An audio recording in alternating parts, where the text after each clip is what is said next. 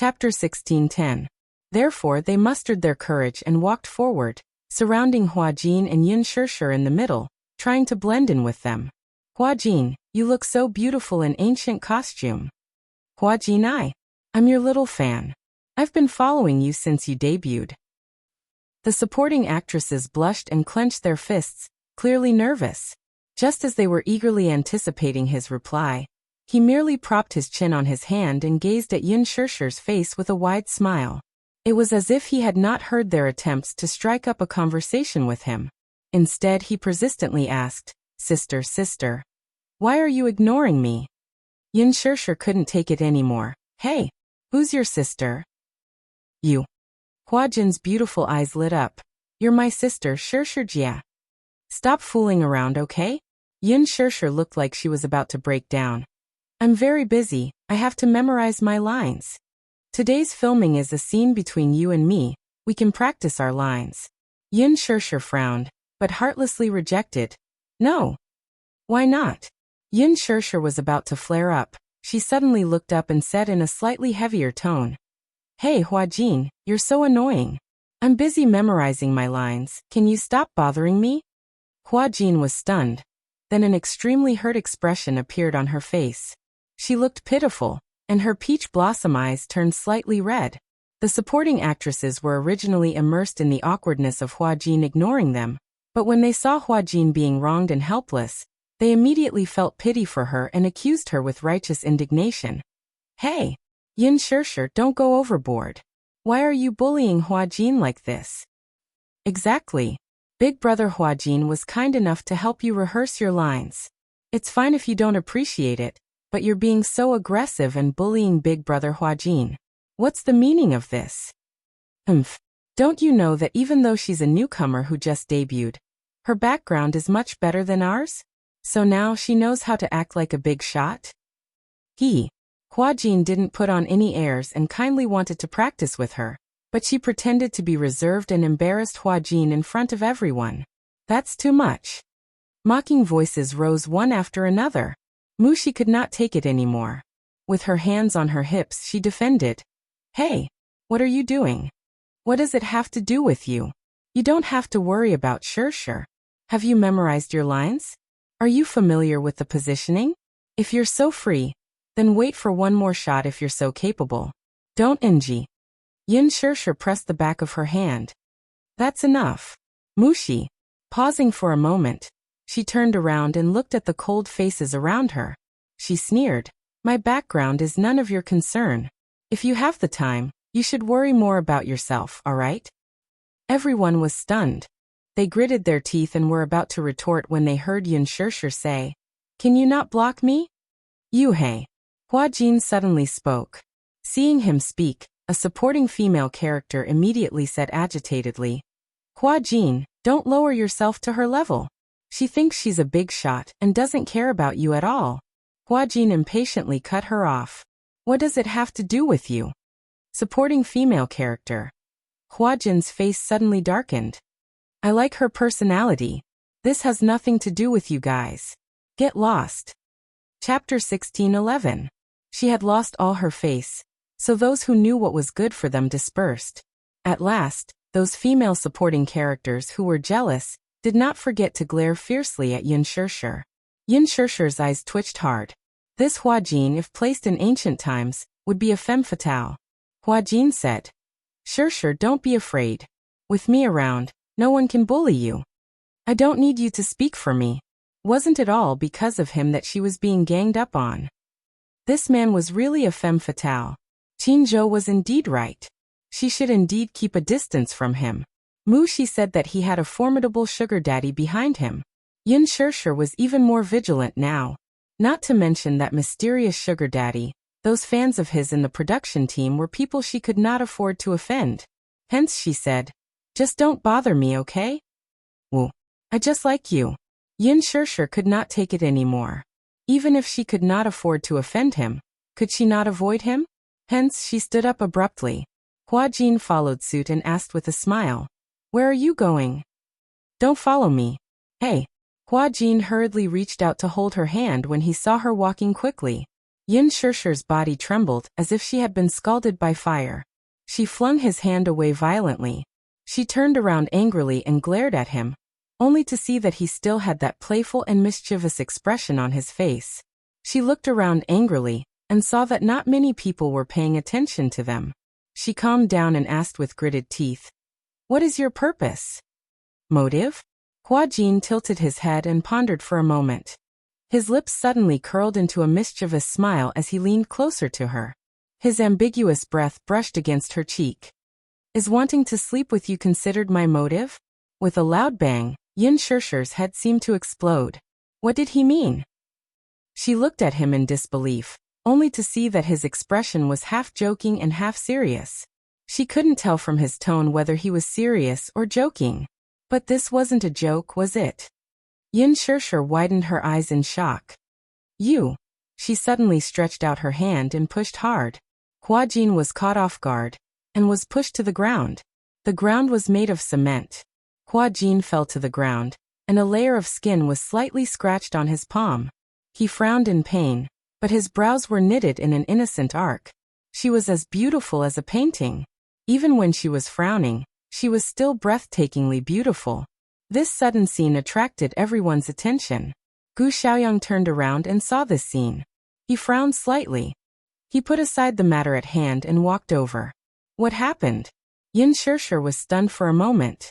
She had lost her mind in a fit of anger, and did not expect to have such a strong hand. For a moment, she did not know how to answer. "Director Gu He, what happened?" "Nothing." Hua Jin got up from the ground, brushed off the dust on his body and smiled lightly. "I was just fooling around with Shirshir." Gu Xiaoyang glanced at him with a sullen expression. The corners of his mouth moved slightly, as if he wanted to say something, but in the end he did not say anything. As if he had suppressed some anger, he took a deep breath and said with a frown, "Don't play around on the set. There are equipment everywhere. Be careful not to break it and delay the filming process." Yin Shirshir was a little surprised. Chapter 16:12. Gu Xiaoyang wanted to protect her, so he warned Hua Jin not to cause any more trouble. Hua Jin glanced at Yin Shirshir and then at Gu Xiaoyang before pursing his lips. "Got it. Director Gu. Go and get ready. Your scene with Yin Shirshir is about to start." Gu Xiaoyang instructed. Hua Jin reluctantly hummed an "oh" and nodded. However, the moment Gu Xiaoyang turned around, he suddenly leaned forward and planted a kiss on Yin Shirshir's cheek. Yin Shirshir did not react in time and widened her eyes in shock. By the time she came back to her senses, Hua Jin had already returned to his assistant's side to revise the script. She was angry and frustrated, thinking that Hua Jin was simply unreasonable. He actually stole a kiss from me. Why is this Hua Jin so annoying? Gu Xiaoyang happened to see this scene as well. His lips moved, but he did not say anything. He only reminded Yin Shirshir to get ready for her role, and then went back to work. It seemed that this Hua Jin was not simple. Even the bad-tempered director Gu did not dare to lose his temper in front of him. It seemed that he had a strong backing. Did he do whatever he wanted on set just because he had a sugar daddy's favor? Yin Shirshir trembled in anger. Beside her, Mushi looked at her with envy. She clenched her little fists and gritted her teeth in jealousy. "Shirshir, you have good luck with men. Hua Jin took the initiative to kiss you. I'm so envious of you." Yin Shirshir glared at her weakly. Seeing that she was really angry, Mushi felt guilty and quickly explained. "Shirshir, don't be angry. I was just joking. Don't take it seriously." "Mushi, this joke isn't funny at all." Yin Shirshir lost her usual calmness. For the first time in her life, she showed anger in front of Mushi. Knowing that she was really trying her best, the assistant hurriedly apologized. "I'm sorry. Sure, I didn't care about the occasion and made a joke. I'm sorry, I won't do it again." Yin Shirshir looked in the direction of Hua Jin with a complicated expression. Then, she took out a soft towel from her sleeve and fiercely wiped the place where Hua Jin had just kissed. The next scene officially began filming. Yin Shirshir tried her best to immerse herself in her character. However, when it came to her scene with Hua Jin, just standing in front of him and thinking about how he had teased her earlier, she couldn't help but feel angry. He didn't manage to pass a few of them. His eyes, emotions, and the tone of his lines were all wrong. It should have been an expression of incomparable adoration, but the camera caught a trace of annoyance in her eyes. Because of this, Gu Xiaoyang completely lost his temper and scolded Yun Shirshir in front of everyone. Linji finished her makeup and rushed to the set. When she saw Yun Shirshir in a sorry state, she was secretly delighted. Serves her right. Seeing Yun Shirshir being scolded so harshly, she openly mocked her. Yun Shirshir felt aggrieved. In the end, Gu Xiaoyang lost his patience and stopped filming for this scene. He waved his hand and said, "You're not even in the right mood.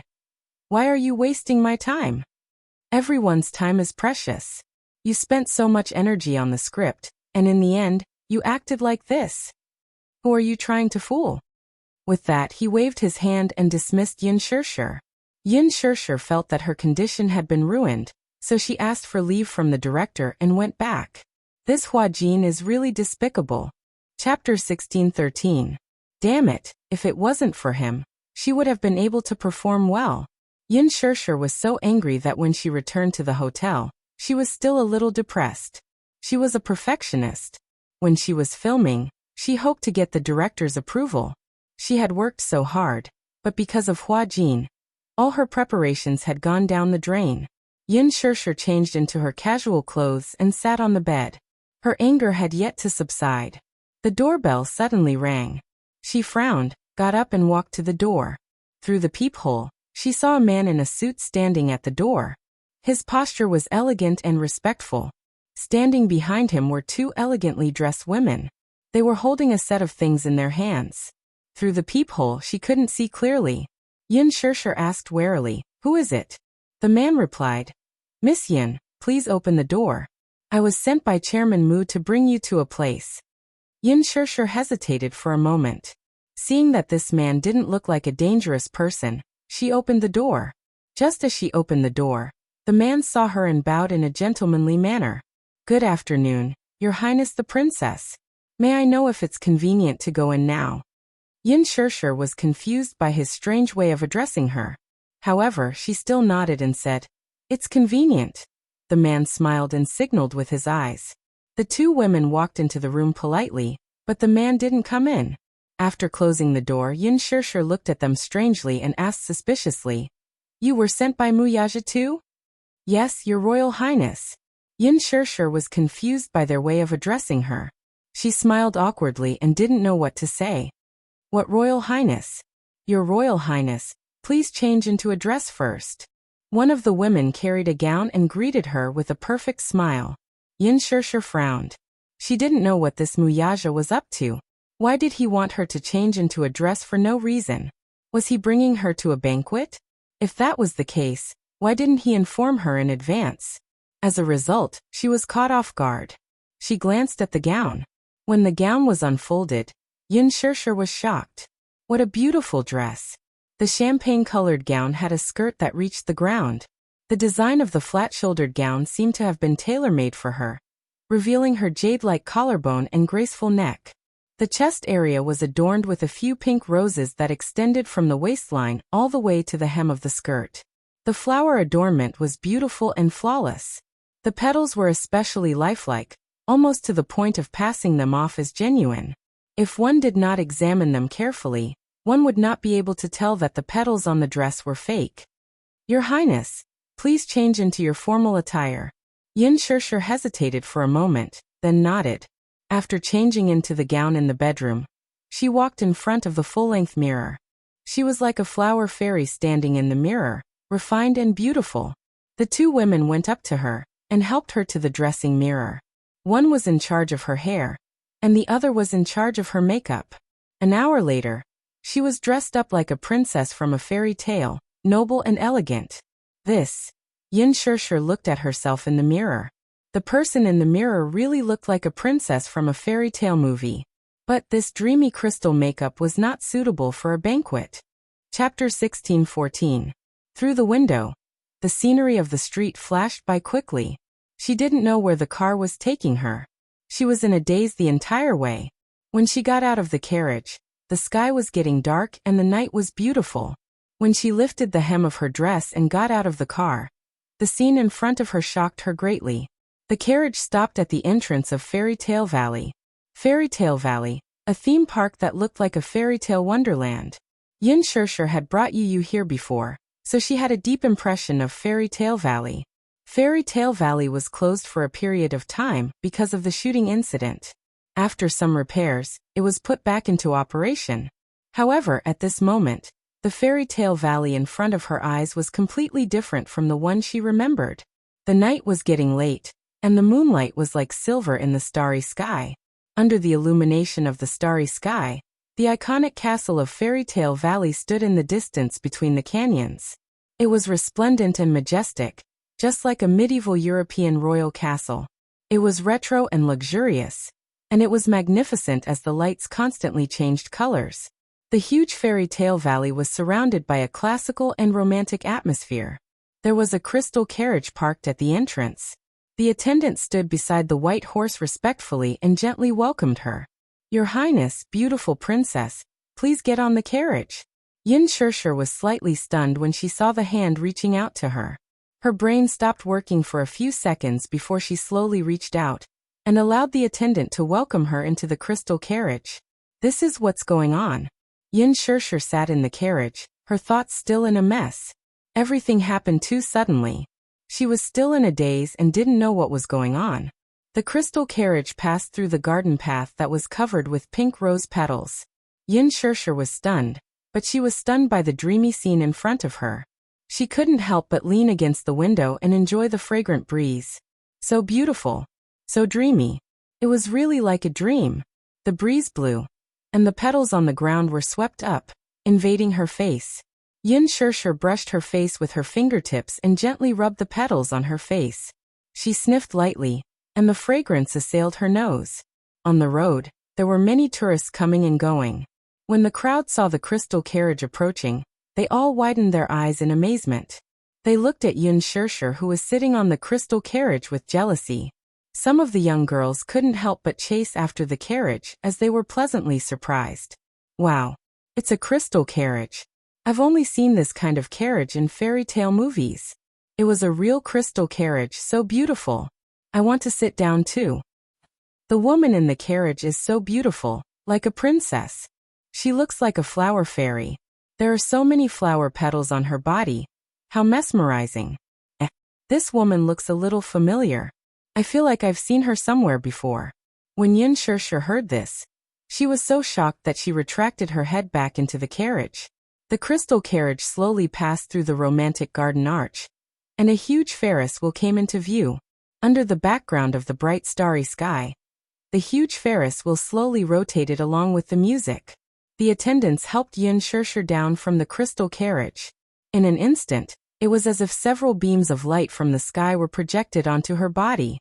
The beautiful lights surrounded her, so much so that when she stood in the middle of the bright light, it made her surroundings seem dark. Chapter 16:15. For a moment, she couldn't see her surroundings clearly. She took a small step forward, but the light followed her. Yin Shirshir stopped in her tracks and was a little surprised. Just as she was at a loss of what to do, she suddenly saw a tall and slender figure slowly walking towards her from not far away. Yin Shirshir widened her eyes. Standing in the light, she couldn't see clearly. In her curious and surprised gaze, a man in a snow-white suit appeared in front of her like a god. His tall and handsome figure pierced through the light and appeared in front of her. Moo! Yin Shirshir's mouth gaped open in shock as she uttered a single word. Muyaja's appearance gave her a dreamy surprise. He was dressed in a medieval aristocratic suit. His posture was noble and arrogant, and his aura was extraordinary. He was like a Prince Charming who had appeared in front of her without warning. She had imagined countless dreamy scenes, but now, they were displayed in front of her without warning. She couldn't come back to her senses for a long time. Yin Shirshir stared at the handsome man in front of her in a daze. She was a little speechless. Did he prepare everything in this fairy tale-like fantasy for her? Yin Shirshir's body stiffened slightly. In front of her, the strong light left a deep impression on his exquisite facial features. In the dreamy light and shadow, his handsome face was like an ancient Greek sculpture, handsome as if it was cast. Amidst the gentle breeze, his black hair brushed past his ears, his proud jawline, and his deep, serene eyes were breathtaking. His thin lips gently curved into a charming arc. Muyaja gently reached out to her and opened his palm. He raised his eyebrows slightly and gave her a silent invitation with his eyes. She raised her hand and placed it in his palm. Suddenly, her breathing became tight. Yin Shirshir couldn't believe that everything in front of her was real. So much so that she asked a silly question at this romantic moment. Muyaja. She looked up and her eyes flashed. Is it really you? What answered her was the man's powerful palm. He held her hand and took the opportunity to pull her into his embrace. Yin Shirshir was caught off guard and fell into his embrace. Her swaying body was supported by his strong arms. She raised her head and looked into the man's deep and doting eyes. Little fool, it's me. Little fool. It's me. This intimate and affectionate form of address made her slightly startled. Just a few hours ago, Huajin had called her that. She felt impatient and didn't like him calling her that. However, when Muyaja called her little idiot, it actually made her feel a trace of warmth and sweetness in her heart. Yin Shirshir still couldn't believe everything in front of her eyes. She was afraid that in the blink of an eye, she would wake up from her dream. When she woke up, she would still be on set, sitting in a deserted hotel.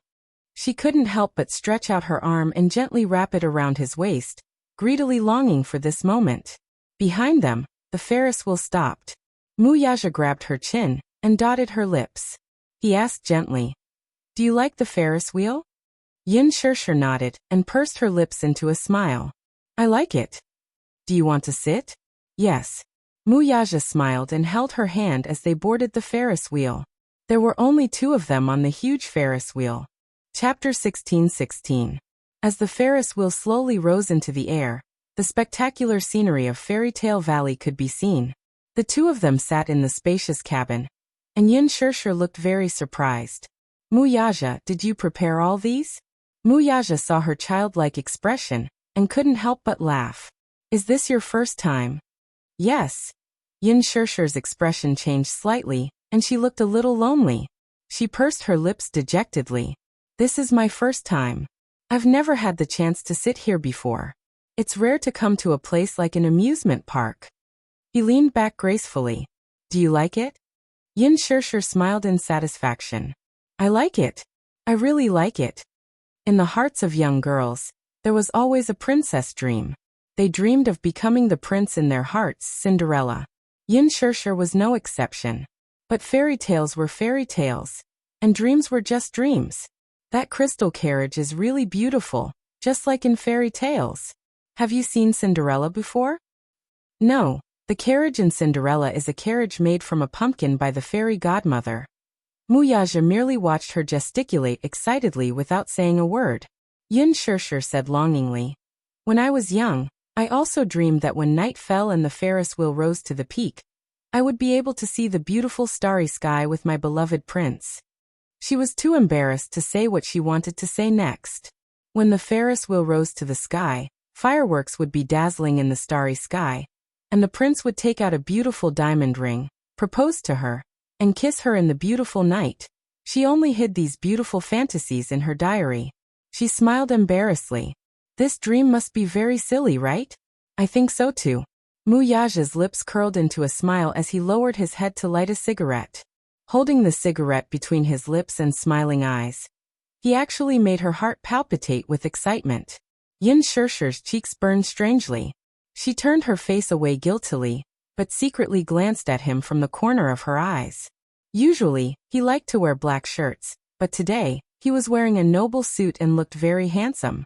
So much so that she was embarrassed to look him in the eye. Muyaja leaned back in his seat. His fair and flawless skin, his gentle gaze, and his thick and long eyelashes intertwined with each other. There was a faint dimple at the corner of his lips. When he smiled, it was very beautiful, revealing a trace of freshness and purity. It was the complete opposite of his expressionless face, making people involuntarily want to get close to him. She didn't know why, but she didn't like men who smoked, yet she didn't dislike him. She was even a little obsessed with how he looked when he smoked. Yin Shirshir stared blankly and couldn't help but curve her lips. Muyaja suddenly raised his eyes and looked at her calmly. Yin Shirshir was startled. She turned her head abruptly, only to find that the Ferris wheel had already risen to the highest point. She stood up excitedly and leaned against the windowsill. She looked up at the starry sky and held her face in her hands in amazement. It's so beautiful. Yin Shirshir smiled happily like a child. Muyaja took a deep puff of his cigarette and put it out. He got up casually and slowly approached her from behind. Aware of the movement behind her, Yin Shirshir smiled and turned her face. Suddenly, her chin was gently lifted by slender fingers. Chapter 16-17. Muyaja's perfect, handsome face inched closer to hers. His thin, moist lips gently covered the corner of her lips. The faint smell of tobacco permeated between his lips and teeth. Together with his unique fragrance, it refreshed her heart and mind. Yin Shirshir was stunned. Her eyes suddenly widened, and she furrowed her brows in disbelief. Muyaja covered her eyes in dissatisfaction and gently lowered his eyelids. She tossed and turned in his soft kiss. His deep affection for her, which seeped into her bones, made her heart pound like thunder for a moment. Outside the window, the moonlight flowed gently and the mottled shadows of the stars contrasted with the white light. His face seemed to be plated with a layer of moonlight, making his skin look even more jade-like. Through the gaps between her fingers, Yin Shirshir carefully opened her eyes. Muyaja's beautiful face was faintly discernible. The Ferris wheel slowly rotated, and she slowly closed her eyes. Muyaja imprisoned her in front of his chest. He lifted her chin with one hand and stroked the soft hair by the side of her face with the other. The tip of his tongue gently hooked into the gap between her lips and her pearly white teeth. The tips of their tongues seemed to touch each other. Yin Shirshir's cheeks suddenly flushed red and her hands moved restlessly in front of his chest. She seemed to be a little nervous. She suddenly felt. The scene in front of her was extremely familiar. Where had she seen it before? Yin Shirshir was a little confused, but she couldn't pinpoint what was wrong. Muyaja comfortingly grabbed her wrist and slowly moved it to his waist. Thus, she obediently wrapped her arms around his waist. Their fingers interlocked, but her knuckles were white from nervousness. A bunch of fireworks suddenly rose in the sky and bloomed beautifully. Muyaja lifted his head. Yin Shirshir lowered her head shyly and bit her lip hard. He smiled and lifted her chin, giving her a light peck on the lips. Shirshir, marry me, Muyaja's voice was slightly deep as he slowly said those words. He raised his eyebrows and gazed at her face gently. Shirshir, marry me. Those words sounded so pleasant when he said them in such a mellow and magnetic voice. His large palm grabbed her hand. Immediately after, a circle of coldness stuck to her ring finger and slid down to the base of her finger. Yin Shirshir's heart seemed to have skipped a beat and her eyes kept widening. His sudden proposal caught her off guard. So much so that after Muyaja said that sentence, her mind seemed to explode violently. White light flashed, and it was as if she was flying to the clouds. Happiness came too suddenly. Caught off guard, she was stunned by the surprise that fell from the sky. Marry me, okay? Muyaja's devilish lips curled into a doting smile. Let's be together forever, okay? Sure. He stopped her from continuing. Let me finish. She pursed her lips and held her breath, wondering what he was going to say next. I swear. Muyaja took a deep breath and lowered his head. He touched the tip of her nose and rubbed it intimately. When he opened his eyes again, his gaze was deep. I'll use my life to dote on you and protect you. Yin Shirshir's red lips trembled slightly. She could not help but feel like crying because of him. I'll dote on you forever. Are you willing to be my little princess forever? Behind him, a bunch of fireworks rose and bloomed beautifully in the sky. Muyaja held her hand gracefully. Yin Shirshir's gaze fell on her ring finger. Chapter 16-18. It was a 1-carat pink diamond ring, exquisite and luxurious. Yin Shirshir recognized it at a glance. This was a rare custom-made pink diamond from Dairy Ring. Dairy Ring was a romantic luxury brand. Men could only customize one diamond ring in their lifetime, based on their ID card. A man could only customize one diamond ring in his lifetime. It symbolized the most romantic promise. The ring he put on for her was from the Dairy Ring With You series. It was worth 8 figures. Yin Shirshir's eyes suddenly moistened. She was touched, but at the same time, she didn't know whether to laugh or cry. How could this man be so domineering in his proposal? He put the ring on her ring finger without any explanation. It was obvious that he wouldn't allow her to refuse. She could feel that in his eyes. She had really become a little princess who was doted on by thousands. She really couldn't believe everything that was happening in front of her eyes. It should have only appeared in her diary, everything that was in her fantasy. Getting on the Ferris wheel with the person she loved, proposing to her in the sky full of fireworks, begging her to marry him. This was clearly a beautiful fairy tale plot, but it actually appeared in her life. Muyaja saw that she was so touched and happy that she lost control. His heart ached a little, but in an instant it softened beyond belief. Sure, promise me. Muyaja cupped her face, his gaze sincere. He wasn't a man who understood romance. Therefore, perhaps tonight's romantic proposal was the most romantic proposal he could imagine. In business, he had always been cold, decisive, and wise. However, he had always been lacking in romance cells. Therefore, perhaps in her eyes, even a proposal seemed so domineering that she couldn't refuse. However, he really wanted to protect her for the rest of her life. He had prepared for this proposal for a long time. Everything was done by him personally, all for the sake of giving her a dreamy surprise on this day. Perhaps in the past, he also couldn't believe that he would secretly spend so much effort for a woman, just for a proposal. As long as he waved his hand, there probably wouldn't be a woman who would refuse his proposal. In the past, marriage to him was nothing more than a ritual and a shackle.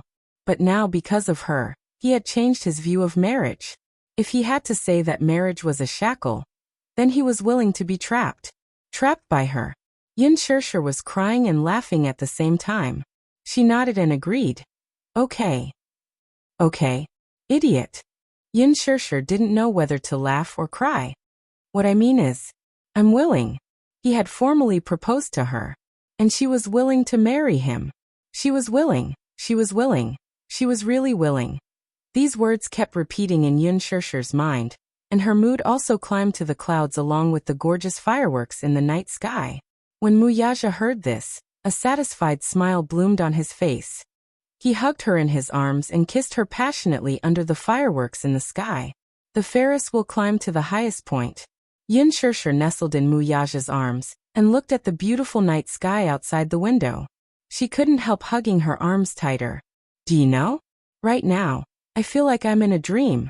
Until now, I still can't believe it. Chapter 16-19. When I was young, I yearned for the princes and princesses in fairy tales. I fantasized that one day, I would sit on a Ferris wheel with my beloved, and he would propose to me with fireworks in the sky. Halfway through her speech, she suddenly felt that something was amiss. Yin Shirshir furrowed her brows and glared at him. Hey, did you peek at my diary? Muyaja's face showed a hint of awkwardness at being exposed. Seeing his evasive expression, Yin Shirshir cupped his face with both hands, forcing him to look at her directly. Tell me the truth. Did you secretly flip through my diary? She had the habit of keeping a diary when she was young. Hence, be it her mood, her ideals, her thoughts, or even her trivial matters, she liked to record them in her diary. Yin Shirshir felt that something was amiss no matter how she thought about it. Today's proposal was similar to the one she had imagined in her diary. Could it be that this man had secretly peeked at her diary and directed this scene? Muyaja coughed awkwardly, and then hummed in acknowledgement. He had indeed secretly flipped through her diary, but that was because Yu had accidentally left it behind when she was tidying up her things. He did not know that it was a diary, so he picked it up and flipped through a few pages until he reached one of them. On top of it were the notes of Yin Shirshir when she was young. He skimmed through it and memorized her wish in just a few glances. Muyaja told her everything truthfully. Yin Shirshir did not show it on her face when she heard it, but she was very touched inside. Muyaja, she lowered her head and hesitated for a moment before smiling. Thank you. She had to thank him for silently fulfilling a wish of hers that she could only dream of. The Ferris wheel descended. When the door opened, fireworks rose from the ground. Yin Tianyu and Xiaoi Chen appeared before her like two little angels, holding birthday cakes in their hands. Mommy, happy birthday. The two children's tender voices were pure and cute. Yin Shirshir was pleasantly surprised once again. So much so that she stared blankly at the scene in front of her. unable to react in time. So today was her birthday? She didn't realize it, but she didn't expect the two little guys to remember her birthday. They even prepared a cake and a gift in advance. There was such a big surprise. Yin Shirshir was so moved that tears gushed out of her eyes. She had been on set for so long and had been separated from the two little guys for so long. She missed them very much. Yin Shirshir lowered her body slightly and opened her arms. My two darlings, Mommy missed you so much. Mommy. Little Yi-Chen let out a whimper as tears welled up in his eyes as he threw himself into her embrace. Yu couldn't help but laugh. He pursed his lips and walked to Yin Shirshir's side a little bashfully. He put the crown he made on her head. Dear Mommy, happy birthday. I hope you will be happy forever. Yu will love you forever. He cupped her face and kissed her affectionately on the cheek. Yin Shirshir was touched and pulled him into her embrace. She hugged the two little lads tightly, unwilling to let go. Mommy missed you guys so much. Xiao Yi-Chen heard that and a few drops of tears fell. Mommy, why didn't you come home for so long? I missed you so much. Chapter 16:20.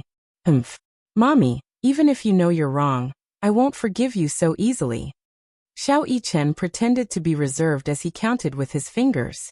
Yin Shirshir pursed her lips and asked teasingly, Then Xiao Yi-Chen, what do I have to do to make you forgive Mommy? Unless. Xiao Yi-Chen blinked mysteriously, tapped his cheek, and smiled. Mommy, give me a kiss. Yin Shirshir was amused by him. Then she kissed him hard on the cheek. Xiao Yi-Chen was satisfied. Then he took out the handmade gift that he had hidden behind his back and held it in front of her. It was a bouquet of handmade roses. Xiao Yi-Chen had specially asked a handmade teacher to make it for him. He thought that since it was his mommy's birthday, he had to give her a happy present. After much thought, he decided to give her a bouquet of handmade roses. Handmade flowers would never wither. The meaning behind the bouquet was that he hoped his mommy would be like a beautiful flower that would bloom forever. Yin Shirshir held the bouquet in her hands. Her heart was filled with warmth. Xiao Yi-Chen's handwork skills were not as good as Yu's. He was a little clumsy. When he was in school, he did not like to do handwork. Hence, the handmade flowers were a little rough. However, it was obvious that he had put a lot of effort into it. Every edge was carefully trimmed and neat. The coloring was also very serious. Although there were not enough details, the overall product was very beautiful. Yin Shirshir loved it very much. She looked at the flowers with a smile on her face. She felt a sense of satisfaction that she had never felt before. Xiao Yi-Chen asked nervously, Mommy, did you like the flowers I made? Of course I like them. Mommy really likes the gift you gave me. Really? Xiao Yi-Chen was instantly elated. He was so proud that he wanted to fly to the clouds. Mommy had praised his handwork. Mommy liked the flowers he made. His little tail was about to curl up into the sky. Yin Shirshir's affirmation was better than anyone else's praise. Mu Yaja's eyes twitched as he watched from the side. On the way there, he praised Xiao Yi-Chen and said that his handiwork had improved, but Xiao Yi-Chen was still unhappy. Yin Shirshir's praise actually made him so proud. Unfair. Yu was jealous. She quickly grabbed Yin Shirshir's arm and walked over to the cake.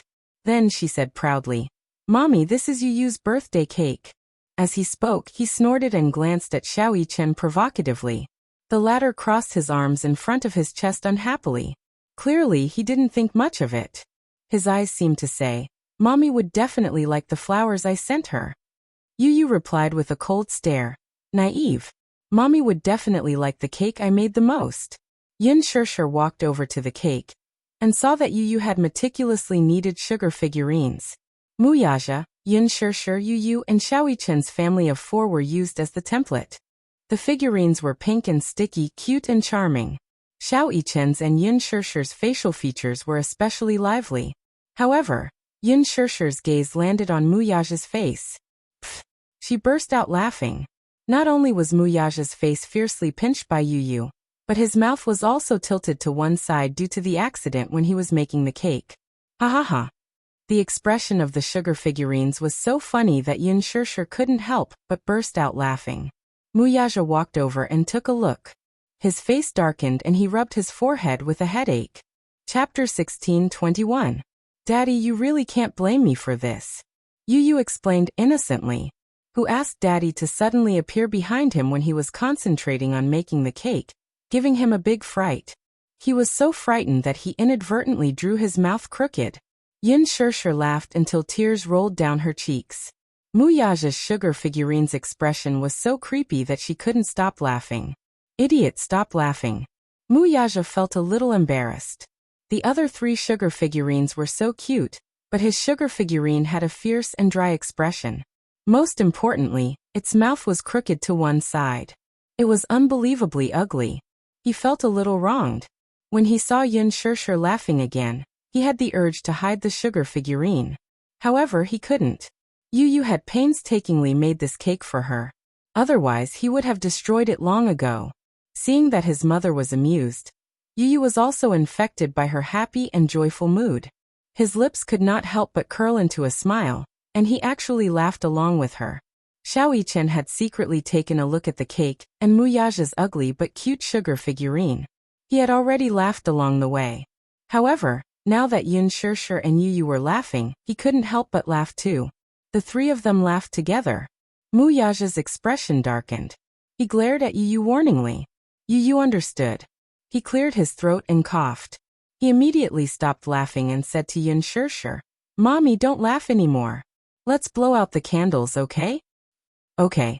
Yu immediately took out the digital candles and stuck them on the cake. Then he lit the candles with a match. The flames flickered, illuminating the faces of the 4 people. "Xiao Yichen, let's sing a happy birthday song to Mommy together." Xiao Yichen immediately reacted and clapped his hands. "Happy birthday to you. Happy birthday to you. Happy birthday to my dear Mommy. Happy birthday to you," Yu said excitedly. "Mommy, hurry up and make a wish." Yin Shirshir immediately clasped her hands together and closed her eyes sincerely. She smiled and silently made a wish. Then she blew out the candles. Phew, wow. That's awesome. Little Yichen jumped up and down in excitement, his saliva almost flowing out of his mouth uncontrollably. Suddenly, he curiously tugged at his mother's sleeve and probed. "Mommy, what birthday wish did you make?" Yu gave him a hard knock on the head. "You big idiot. Wishes won't come true if you say them out loud." "Oh, I see." Xiao Yichen couldn't hide his disappointment. However, when he thought about how he was going to eat the cake, he immediately became happy again. "I can finally eat the cake." As he spoke, he greedily reached out his little hand to grab the little sugar figurine on the cake. Yu hit his head again. "Idiot. Mommy hasn't cut the cake yet. You're not allowed to eat it." Xiao Yichen groaned and held his forehead in pain. He blinked his big, watery eyes sadly and looked at Yu as if he was silently complaining. Yu also stared at him. Yin Shirshir didn't know whether to laugh or cry. Why was it that Xiao Yichen, the younger one, didn't act like an older brother like Yu? Xiao Yichen was more timid. Chapter 1622. Mommy, hurry up and cut the cake. That way, the birthday ceremony will be complete. Okay. This little bun really knew more than she did. Muyaja walked forward and held her hand. Yin Shirshir turned around and smiled at him. Then they cut the cake together. The 2 little guys clapped and cheered. "Yu, can we eat now?" Little Yichen stared at him greedily, his saliva almost dripping from his mouth as he stared at the cake. Yu glanced at him in disdain and said expressionlessly, "Please wipe your saliva first." Xiao Yichen was confused. Yu sighed and rubbed his forehead. "Stupid brother. Why are you so greedy?"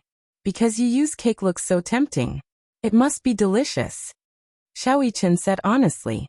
Yu was speechless for a moment. Then, he sighed and took the initiative to cut a piece of cake and passed it to him. "You little greedy cat, eat it." "I don't want this. I want the sugar figurine on the cake." Yu pondered for a moment and asked curiously, "Which one do you want?" Xiao Yichen was drooling. "I want yours." Yu immediately said, "No. Why not? Can't you eat yours?" Xiao Yichen felt wronged and said, "Mine doesn't look as good as yours." "Stingy Yu, let me eat your sugar figurine." As he spoke, he started to act coquettishly. Yu, on the other hand, stood firm and shook his head vigorously. No. I won't let you eat mine." Yu stingy. Then I'll eat Mommy's sugar figurine." As he spoke, he reached out his hand and grabbed the cutest sugar figurine that Yu had spent the most effort on. Smack! Yu slapped his outstretched hand away with a look of disdain. No. Xiao Yichen said dejectedly. What's wrong now? You can't eat mommy's either. Why don't you eat daddy's food? Yu said. When Xiao Yichen heard this, he felt wronged and mumbled unwillingly. I don't want to eat daddy's little candy figurine. She's so ugly, I can't bear to eat her. Yin Shirshir and Yu burst out laughing at the same time. At the side, Mu Yaja's face was extremely gloomy. There seemed to be cold air around him. Xiao Yichen shuddered violently. When he turned around, he saw Mu Yaja's incomparably frightening expression. He immediately explained earnestly, Daddy, I'm sorry. I'm not saying that you're ugly. I'm saying that the little sugar figurine on the cake is ugly. Don't be angry. Yu, Yin Shirshir. Mu Yaja's face darkened even more. Why did this little guy have to explain to him so seriously? Was he born to be a comedian? Yu said, Xiao Yichen, be good and let mommy choose a candy figurine first. It'll be your turn after that. As he said this, he turned around and said seriously, Mommy, pick a candy figurine and try it. Yin Shirshir said in surprise. Are you talking about the candy figurine standing on the cake? Yes. Can it really be eaten? She was still a little surprised. This was the first time she had seen a candy cake. The 4 little candy figurines that Yu had molded were lifelike, lively and adorable. She did not expect that these candy figurines could be eaten. Lifelike. Except for Mu Yaja's candy figurine. Chapter 16:23. Anyway, she didn't want to eat his little sugar figurines. Yu looked at her with disdain. Stupid mommy, of course you can eat them. These figurines are made with sugar. The insides are filled with sugar and the outside is coated with icing. They're very sweet. However, this is my first time trying to make a sugar cake, and I haven't tried it yet. I don't know how it tastes. Mommy, try it first. Yin Shirshir nodded. Then, she reached out her hand and picked between the 4 figurines with her fingertips. At that moment, she couldn't decide which one to eat.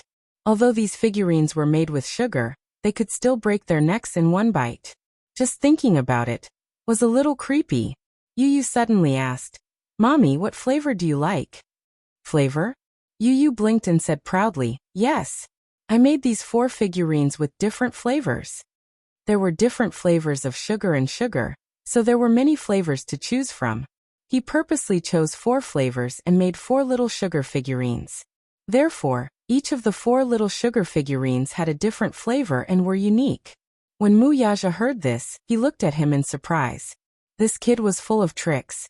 There were actually 4 different flavors of sugar figurines. Oh. Yin Shirshir was interested. She pointed at Xiao Yichen and asked, What flavor does Xiao Yichen have? Strawberry. Then what about yours? My little sugar figurines are made with milk flavor. Yu smirked. Mu Yaja asked curiously, Then what about mine? Daddy's is made with chocolate. Xiao Yichen was also very interested. He asked greedily, Then what about mommy's? Yu smiled mysteriously. That's a secret. Wow. With Yu's tantalizing words, Xiao Yichen's desire grew. The unknown and the most mysterious were always the most desirable. Xiao Yichen wanted to try the flavor of his mommy's little sugar figurines even more. Yin Shirshir glanced at Xiao Yichen. She saw that he was staring at her little sugar figurines greedily. Therefore, she picked one of Xiao Yichen's little sugar figurines and left hers for the 2 little guys to try. She raised Xiao Yichen's little sugar figurines and waved it in front of him.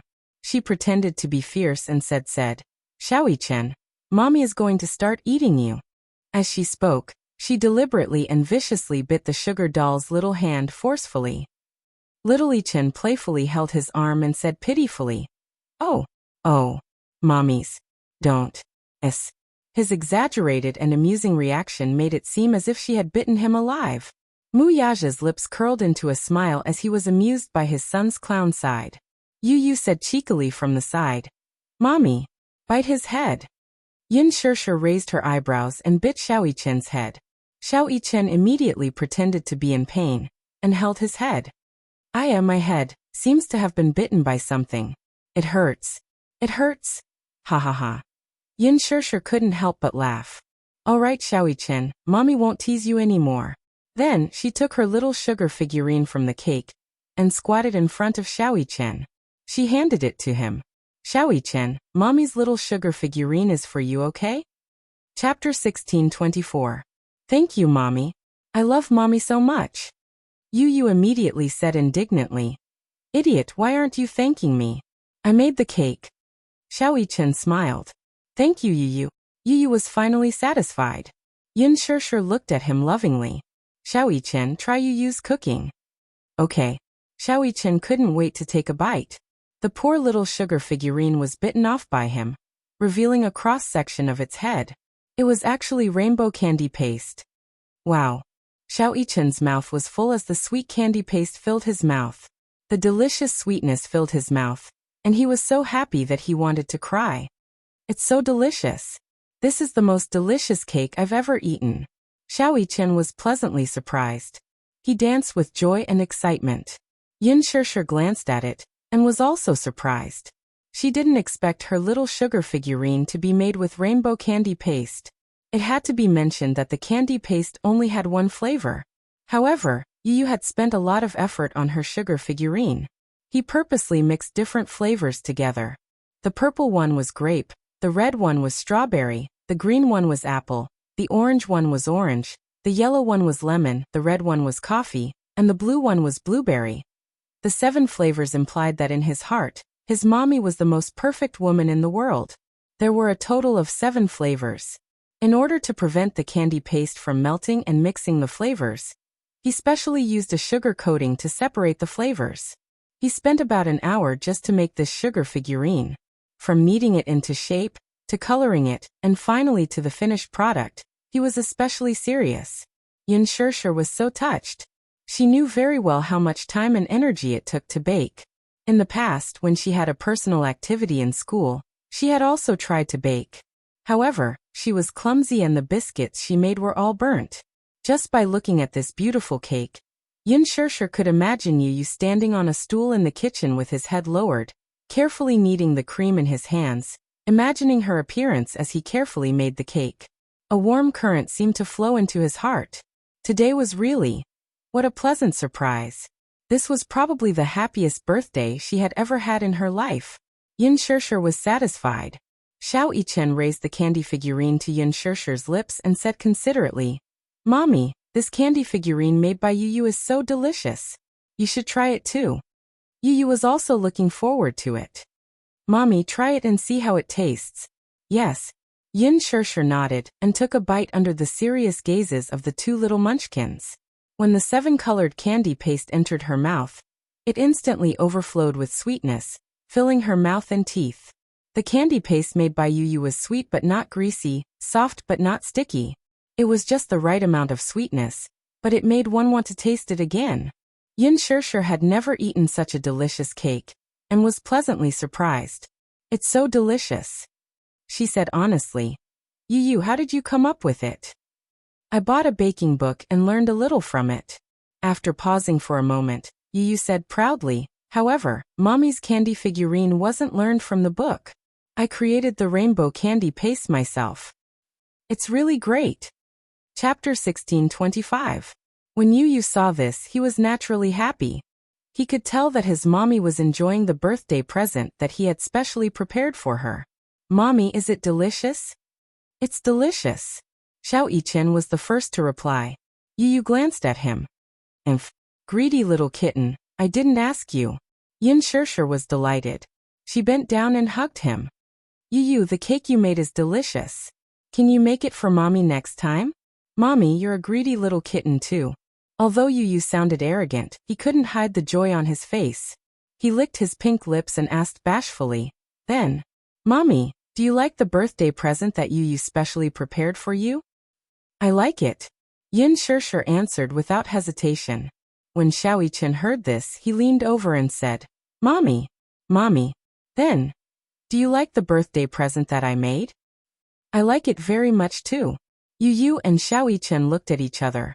The 2 little guys seemed to be fighting over this. Sparks flew in the air. The 2 squishy little balls looked at her and asked in unison, Then whose present does mommy like the most? Yin Shirshir was stunned. She looked at the two children blinking their big, watery eyes at her. For a moment, she couldn't make a choice. She liked the presents that the two children had given her a lot. She couldn't tell which one she liked the most. She was very touched. However, the two little lads seemed to be fighting for her attention. They insisted that she pick one. She really couldn't pick one. Suddenly, Yin Shirshir had an idea. She raised her hand and flashed it in front of their eyes. Mommy still likes Daddy's present the most. Yu Yu and Xiao Yichen looked at her hand at the same time. They saw a dazzling diamond on her ring finger. It was Dairy Ring's rare pink diamond. It was extremely eye-catching. Yu Yu had seen this custom-made diamond ring in a magazine. It was worth 8 figures. Pink diamonds were very rare. A 1-carat pink diamond was even more precious. When Xiao Yichen heard this, he immediately looked at Muyaja indignantly. He pouted and said unhappily, "So this is what Daddy prepared? How cunning." Yu Yu asked, "Did Daddy propose to Mommy?" Yin Shirshir smiled and nodded. Yes. Yu Yu felt an inexplicable bitterness in his heart. He nervously grabbed Yin Shirshir's wrist and asked anxiously, "Then what about Mommy? Mommy, did you agree to Daddy's proposal?" He had originally thought that his daddy had prepared a huge sum of money for his mommy to book the entire fairy tale valley and prepare a grand and romantic birthday party for his mommy, just like in fairy tales. Who would have thought? The real gift that Daddy had carefully prepared was actually a proposal.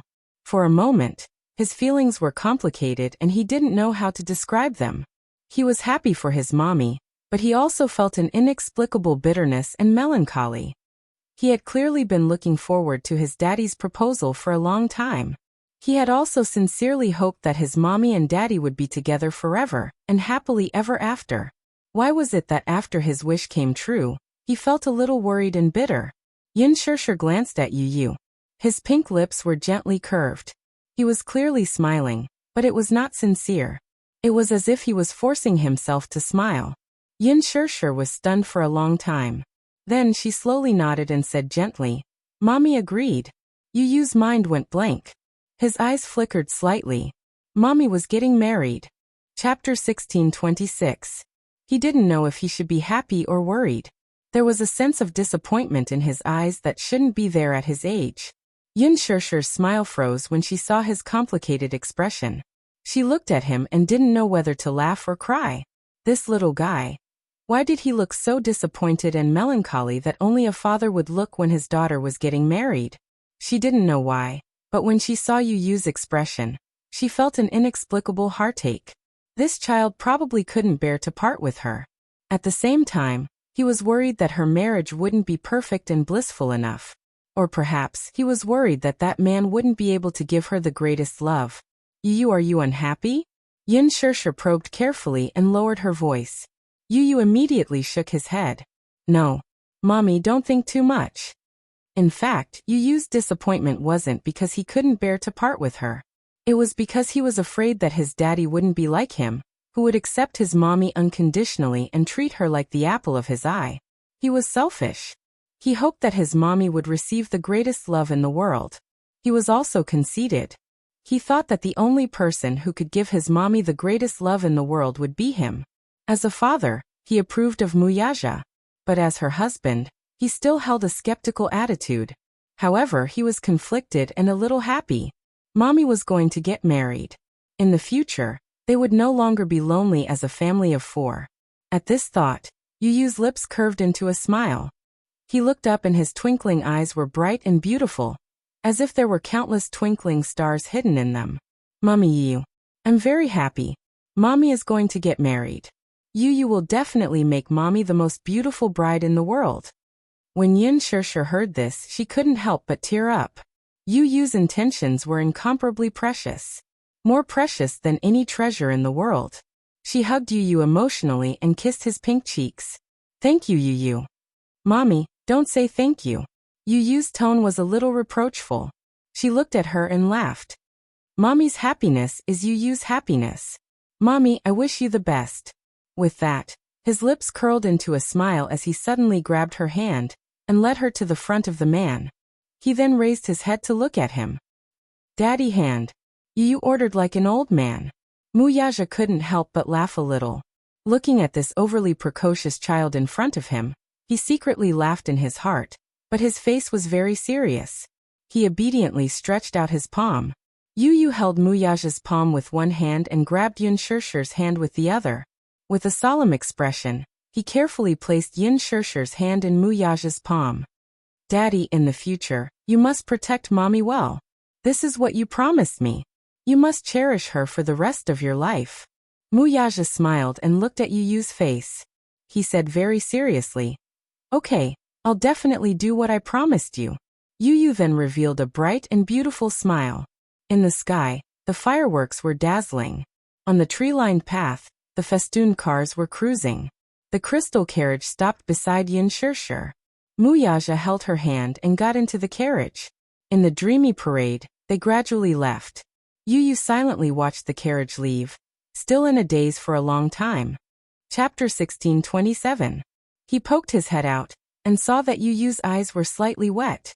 Xiaoyichen smiled helplessly and his gaze softened. Yu, don't worry. If Daddy dares to bully Mommy, I won't let him off. I'll let him have a taste of my demonic skills from the special forces in a minute. As he spoke, Xiaoyichen waved his fist. Yu was amused by his words. He couldn't help but tease him. Do you think Daddy is a pushover? Xiaoyichen, forget it. You're still lacking in both intelligence and skills if you want to fight with Daddy. Hey, you. Xiaoyichen wanted to comfort him, but he ended up being snubbed instead. His mood instantly soured. Yu rubbed his eyes and said, "Idiot, you're overthinking. I'm not worried that Mommy will be bullied. I'm just a little touched." Xiaoyichen was even more surprised. You're touched. In his heart, Yu had always been an extremely noble and cold existence. He was cunning and sharp-tongued, and he was extremely mature. However, today he saw the softest side of Yu's heart. All right. Let's go see the float parade. Xiaoyichen held his hand without any explanation. Yu nodded and the two little lads walked in the direction of the float parade. On the float parade, Yun Shirshir looked at the float parade that kept passing by. On the float parade, there were two actors dressed as the king and queen from the fairy tale. They were waving at the tourists by the roadside. Muyaja had spent millions to book the entire fairy tale valley, and silently prepared a romantic proposal for her. Although he had booked the entire valley, it was still open to tourists. He wanted the whole world to be a witness to this proposal, just like in the fairy tale. However, the reality was Muyaja sat in the carriage and held his forehead in frustration. As the carriage passed by, the tourists excitedly followed it and took pictures with their cameras in their hands. Luckily, he and Yun Shirshir were wearing masks. Muyaja, who was usually swift and decisive, suddenly felt a little embarrassed. How childish. In fact, he felt that such a proposal was a little childish for him. Since he was young, he didn't believe in fairy tales. How could there be such a dreamy love in this world? Therefore, he never dared to watch fairy tale movies and even scoffed at them. To him, love was realistic. In the past, he would have thought that it was childish to ask him to wear a prince's attire and create such a dreamy and beautiful atmosphere to propose to her. In the past, he would never have spent so much effort on a marriage proposal. Marriage was to propose to zzz. However, when he accidentally flipped through her diary, he discovered that there was a little princess living in this woman's heart. Moreover, she had a beautiful fantasy about the fantasy of fairy tales. It was just that she never mentioned it. The diary was written in elementary school. She probably felt that people would laugh at her if she told them about her dream. However, every girl wished to be a princess. At least a princess in the eyes of the man she loved. She wanted to be protected and doted on for the rest of her life. Therefore, he wanted to fulfill her dream of being a princess and give her a memorable and romantic proposal. Chapter 16:28. But Muyaja sat in the carriage, his body tense. Yun Shirshir tilted her head to the side, not knowing whether to laugh or cry at this moment. She did not know whether to laugh or cry at the man's tense expression. Muyaja, do you feel embarrassed? She laughed and asked. It was indeed a little childish for such a noble and cold man to wear a prince's suit and sit in such a childish crystal carriage.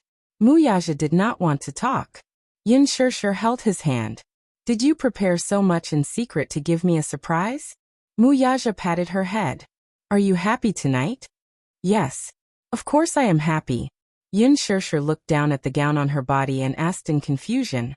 Where did you get this gown? It was custom-made a long time ago. Muyaja said again. It was the main attraction of Chanel's spring fairy tale at the Milan fashion show. He liked it at first glance and had it custom-made according to her size. Yin Shirshir was so touched that she could not speak. Sometimes Yu and Muyaja, this father and son pair, really had a strong similarity. On the surface, the two of them looked very noble and elegant, with cold expressions and cold gazes. However, sometimes, when they were with their loved ones, they were so warm. Muyaja really warmed her heart this time. Muyaja. Yin Shirshir held his arm and blushed shyly. I love you. Muyaja lowered his head and looked at her. His eyes were full of love. The night scene was charming and the stars were bright. Yin Shirshir looked out of the window and felt very satisfied. At the side, Muyaja saw that the night had turned cold. He took off his jacket and draped it over her shoulders. Hugging her shoulders, he asked, Have you finished filming for today? At the mention of this, Yin Shirshir's expression darkened. She sighed and replied dejectedly, No. I didn't perform well today, so I was scolded badly by Director Gu. You didn't perform well? Muyaja asked suspiciously. Not in good condition? Yes. Yin Shirshir had just nodded when she suddenly remembered the reason why she didn't do a good job today. She was stunned. Facing him, she suddenly felt very guilty.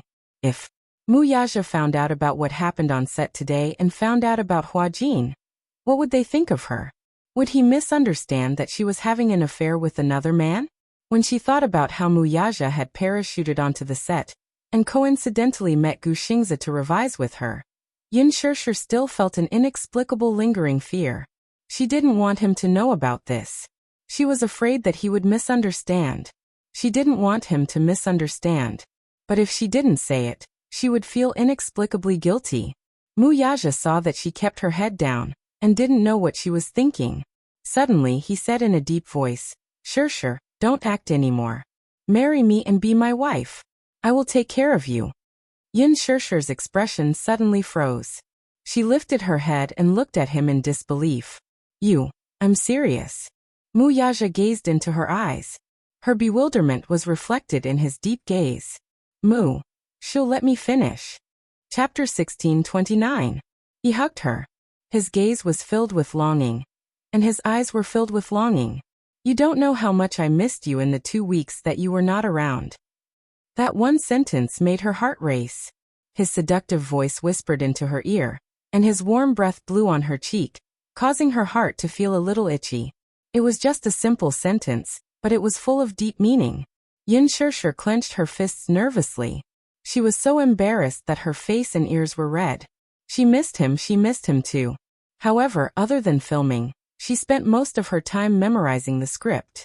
After filming started, there were some changes that needed to be made. Her character's lines had to be changed a lot. Hence, she spent a considerable amount of time memorizing the script. But she didn't want to. She had tried to ask Gu Xiaoyang for leave so that she could go home and spend time with her child and him. But her request was heartlessly rejected. Qin Zhou had also advised her not to ask for leave so often when filming had just started. Otherwise, the rest of the crew would misunderstand that she was enjoying special privileges. There were many people in the crew. Anything she said would be especially sensitive. If she wasn't careful, she would attract a lot of criticism. Seeing that she didn't respond, Muyaja grabbed her chin unhappily and narrowed his eyes.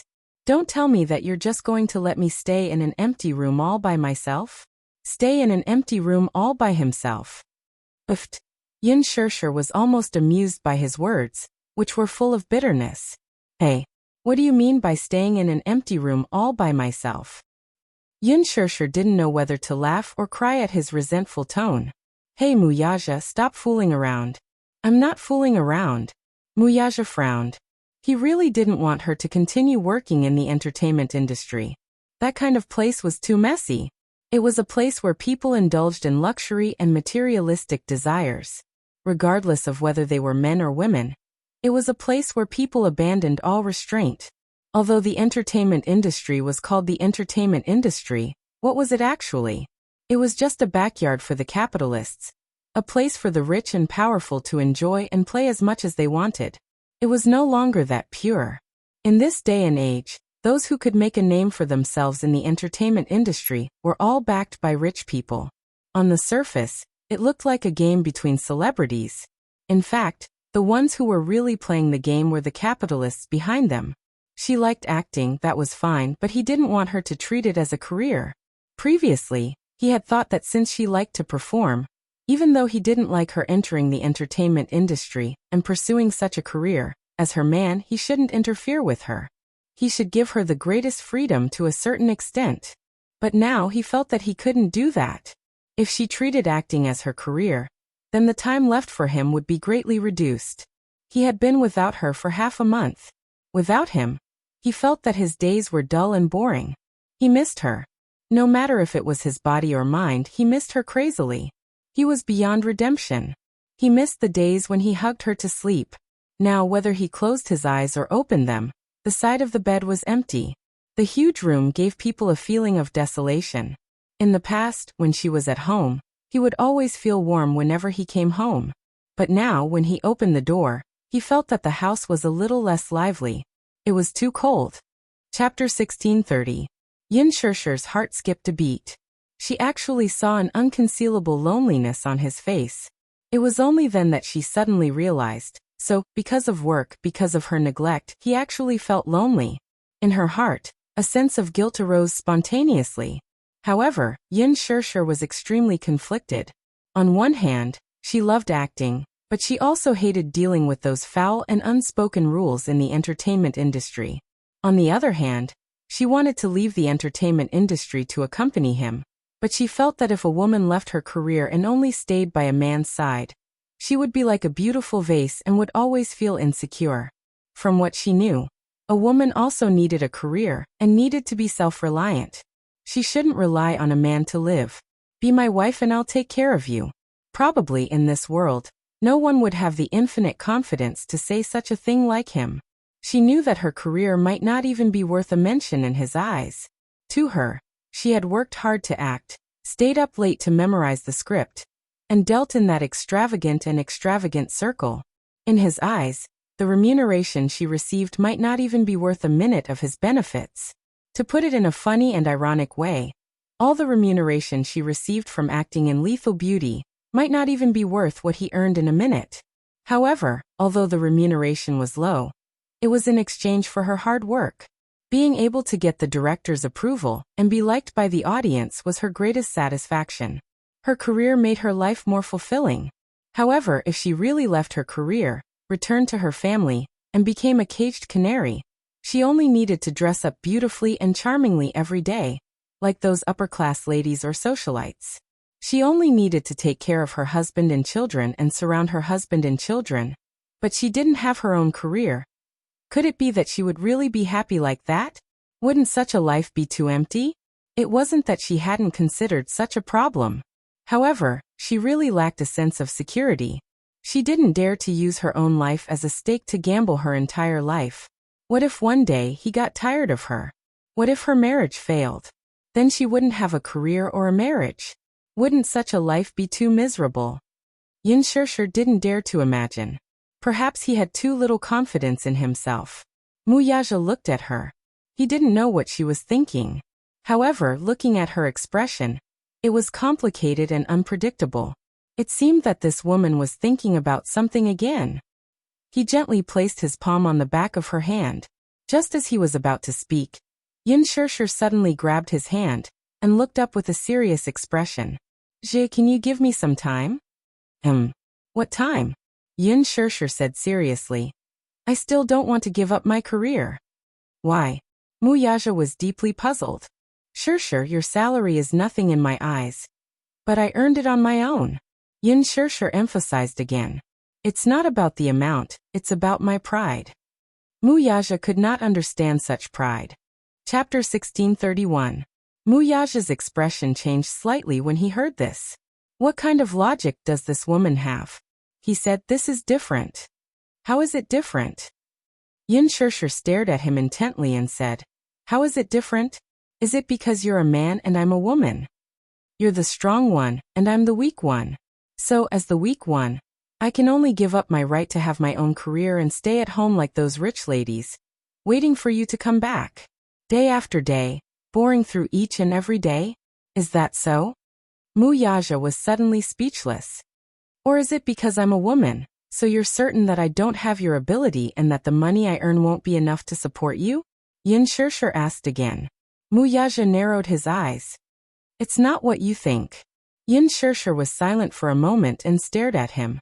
She took a deep breath and asked, "Then what is it?"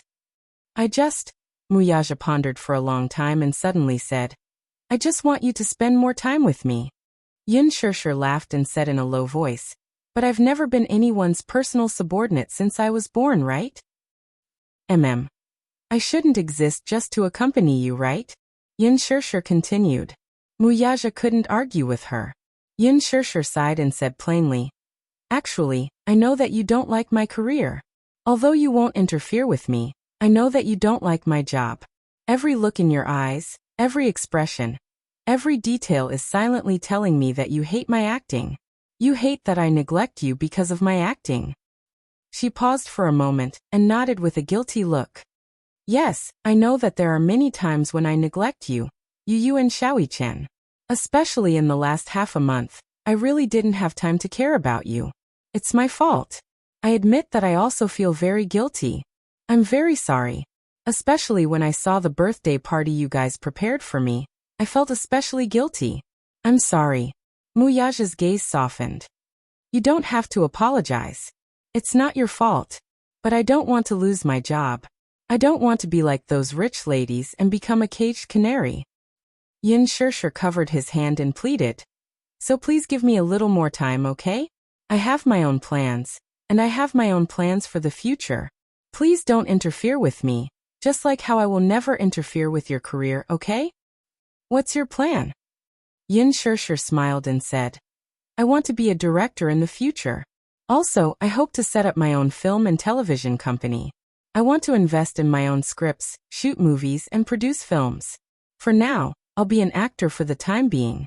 Once I've accumulated enough capital, I'll work hard to transform into a behind-the-scenes role. If you want, I can fulfill your wish right now." Mu Yaja held her hand. Yin Shirshir's expression froze and her smile turned cold. "But right now, I don't have the confidence to run such a big company.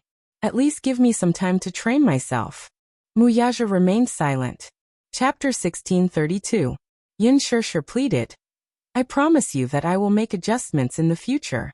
I will choose between work and family, and try my best to take care of all of you. I'm really sorry that I didn't consider your feelings during this period of time. But I promise that I will try my best to avoid such things from happening again." When Mu Yaja heard this, even though he was conflicted, he still decided not to interfere with any of her decisions. He knew her well. This stupid woman lacked a sense of security too much. She could be a rice worm for the rest of her life, but she was stubborn in her bones and was unwilling to depend on anyone to live. Just like Yu. He already had a lot of wealth, but he still hid it from Yin Shirshir. Firstly, he did not want her to worry too much about him.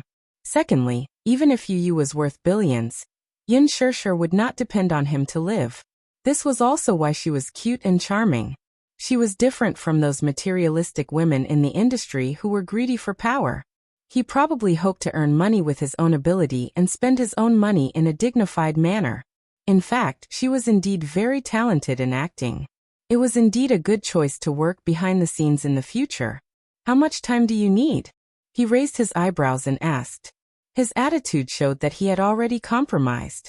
Yin Shirshir thought for a moment and then smiled. "Give me 5 years." 5 years was enough for him to accumulate experience. In these 5 years, she would work hard to learn and accumulate more surprises to be fully prepared for her transition behind the scenes in the future. "Actually, it's not that I didn't think of retiring, but I'm the one who decided to act. Since I made this decision, I should be responsible for my own decision. If I quit now, not to mention the sky-high liquidated damages, I will definitely implicate Qinzhou. If I suddenly announce that I'm quitting the entertainment industry in the middle of filming, this would be a little too irresponsible. I know that I didn't have the chance to take care of my family for the past 2 weeks, and I feel very guilty. I thought about it and decided to ask Chinjo to help me and the crew to try to take 2 days off every week to go home. After this film, I will only accept works that I like. I won't let my schedule be so full anymore. If he took a step back, she would also take a step back. Moreover, she was very sincere. She had always placed her family first. Before this, she never expected that after entering the entertainment industry, she would be so busy that she didn't even have time to take care of her family. She had originally planned to focus on her family after filming The Green Apple, and occasionally take on a few projects that she was interested in. During this process, she would work hard to study screenwriting and directing. Between acting and directing, she was more interested in directing. When her abilities matured, perhaps she could also help him manage Huanyu. She knew that it would be very tiring, but she was happy to be able to work hard with her own ability. However, she really couldn't do it if she had to rely on anyone to survive.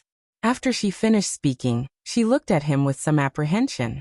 She was afraid that he would object and that he would not understand. Muyaja frowned but did not object in the end. He curled his thin lips and looked at her gently. He raised his hand and gently stroked her head with a doting smile. Good. I will wait for you. He gave her 5 years. These words gave Yin Shirshir great relief. Chapter 1633. Leaning on his shoulder, she said softly, Muyaja, thank you. Thank you for understanding my stubbornness. Thank you for understanding my decision. She leaned over, her soft and exquisite body pressing against his. Muyaja hugged her tightly, but purposely teased her. He lowered his head and kissed her red lips, asking back, You. How do you plan to thank me? Yin Shirshir looked up, only to see him looking at her with a bit of passion and anticipation. Yin Shirshir suddenly smiled, her bright eyes reflecting the gorgeous fireworks in the sky. Her smile was like a flower. Amidst the fireworks in the sky, she took the initiative to hook her arms around his neck. Her beautiful face leaned closer to him. And then, her sweet red lips gently pressed against his thin lips that were cold from the cold wind. The kiss deepened, gentle and charming. The crystal horse carriage drove through the romantic cherry blossom avenue. The passers-by looked up and saw an indescribably beautiful woman, kissing a handsome man in the carriage. They all exclaimed in amazement, Oh my God! Quick look at the horse carriage. It's so romantic. I heard that Fairy Tale Valley has been booked by someone today, decorating it dreamily for the proposal ceremony, and it's open to tourists for free. Let the tourists witness it. Don't tell me it's the 2 people in the horse carriage. The woman is so beautiful, and the man is so handsome. Oh my God! They're so compatible. Under the witness of the crowd, under the beautiful and gorgeous fireworks, Yin Shirshir hugged him, kissed him, and used the most intimate way to respond to him. Muyaja could not help but wrap his arms around her slim waist. His sexy lips curled into a slight smile. He was obviously very satisfied with her initiative. This kiss continued all the way to the main gate, and he was still reluctant to part. From the beginning, she took the initiative, until later, when she fell into his control, he kept attacking with impatient passion, attacking the city, unwilling to be separated from her. Yin Shirshir was almost suffocated by his kiss. In a daze, she tried to force herself to sober up, but from the corner of her eyes, she saw that the horse carriage had already driven to the main gate, and the extended Bentley was waiting quietly at the gate. However, the driver standing in front of the car door did not dare to look directly at it, his head lowered, eyes and nose looking down, not daring to disturb them. She was even more embarrassed. Clenching her fist, she lightly punched his shoulder. But he was unmoved, not allowing her to escape. He held her neck tightly, forcing her lips to be closer to his, the tip of his tongue between her lips, constantly stealing her sweet breath. How long has it been since he tasted such deliciousness? He already could not remember. Kissing her, he could not stop. No. Yin Shirshir was angry and embarrassed. This man. How could he not bear to stop once he started kissing her? There were so many people at the gate. Didn't he know he? From the corner of her eyes, Yun Shirshir saw that many tourists were either stunned or heckling around the horse carriage, constantly raising the cameras in their hands, trying to capture such a romantic and beautiful scene. Wasn't this a little too high profile? Yun Shirshir punched his shoulder, but before she could say anything to stop him, she felt the world spinning in front of her eyes. This man actually carried her in his arms and stepped out of the horse carriage. Chapter 1634. Yun Shirshir saw the heat in his eyes. You, Shu. Muyaja's voice was hoarse and dark, as if he was trying hard to suppress something. Be good, don't talk. Her soft and bone-chilling voice was undoubtedly the most powerful aphrodisiac at this moment. If he wasn't careful, he would be completely ignited. He could still barely hold it in. Muyaja carried her and walked to the front of the car. The concierge opened the car door, and he hugged her and stepped into the car. Just as the car door closed, he pressed a button to raise the partition between the driver's seat and the back seat. The covetous look in his eyes made her feel an inexplicable fear. Muyaja, you. Before she could finish her sentence, he pushed her down onto the seat. Immediately after, his tall body pressed down on her. Don't. She widened her eyes in panic and instinctively reached out to push him away. However, she was resisting, which aroused his desire to conquer her even more. When it came to matters of love, a man's desire to conquer would arise spontaneously from his bones. Moreover, he had to be in control of all the initiative. Even if she resisted, with her small strength, there was no way she could go against him. Moreover, she was going against the current Muyaja. As if he had gone mad, he covered her with his body and fiercely kissed her lips. Like a young man who had tasted the forbidden fruit for the first time. His kiss was impatient and predatory as he constantly sought her sweetness. Yun Shirshir was almost unable to breathe from his kiss. She pushed his chest, but the man's heavy body was like Mount Tai, attacking her like a mountain toppling over. No matter how hard she tried, she still couldn't move an inch. Hey! Yun Shirshir struggled uneasily, pushing him away and avoiding him. Muyaja suddenly pressed on her shoulders and opened his handsome eyes. She suddenly looked up and met his deep and endless eyes. The heat in his eyes fell on her face, as if it would burn her. He looked back at her. She stared at him, her eyes as helpless as a fawn's. Her charming eyes were like silk, and her beautiful peach blossom eyes were overflowing with light, rippling with gentle and beautiful emotions. Especially at this moment, it was as if her face was smeared with a layer of rouge. It was so damn charming. The sight of her caused him to feel as if a wave of terrifying numbness was spreading along a certain part of his body, causing his tendons and bones to soften and spread throughout his entire body. He wished for nothing more than to ruthlessly eat her up at this very moment. Looking into his dark eyes, it was as if there were two flames burning fiercely, as if they were going to devour her soul. However, in the end he managed to maintain his last bit of rationality. Muyaja tried his best to control himself, suppressing the impulses in his body that were ready to explode. He hugged her, but he did not dare to move anymore.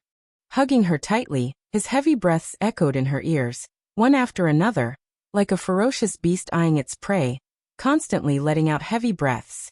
She was shy and helpless as he pinned her under his body. Similarly, she did not dare to make any rash movements.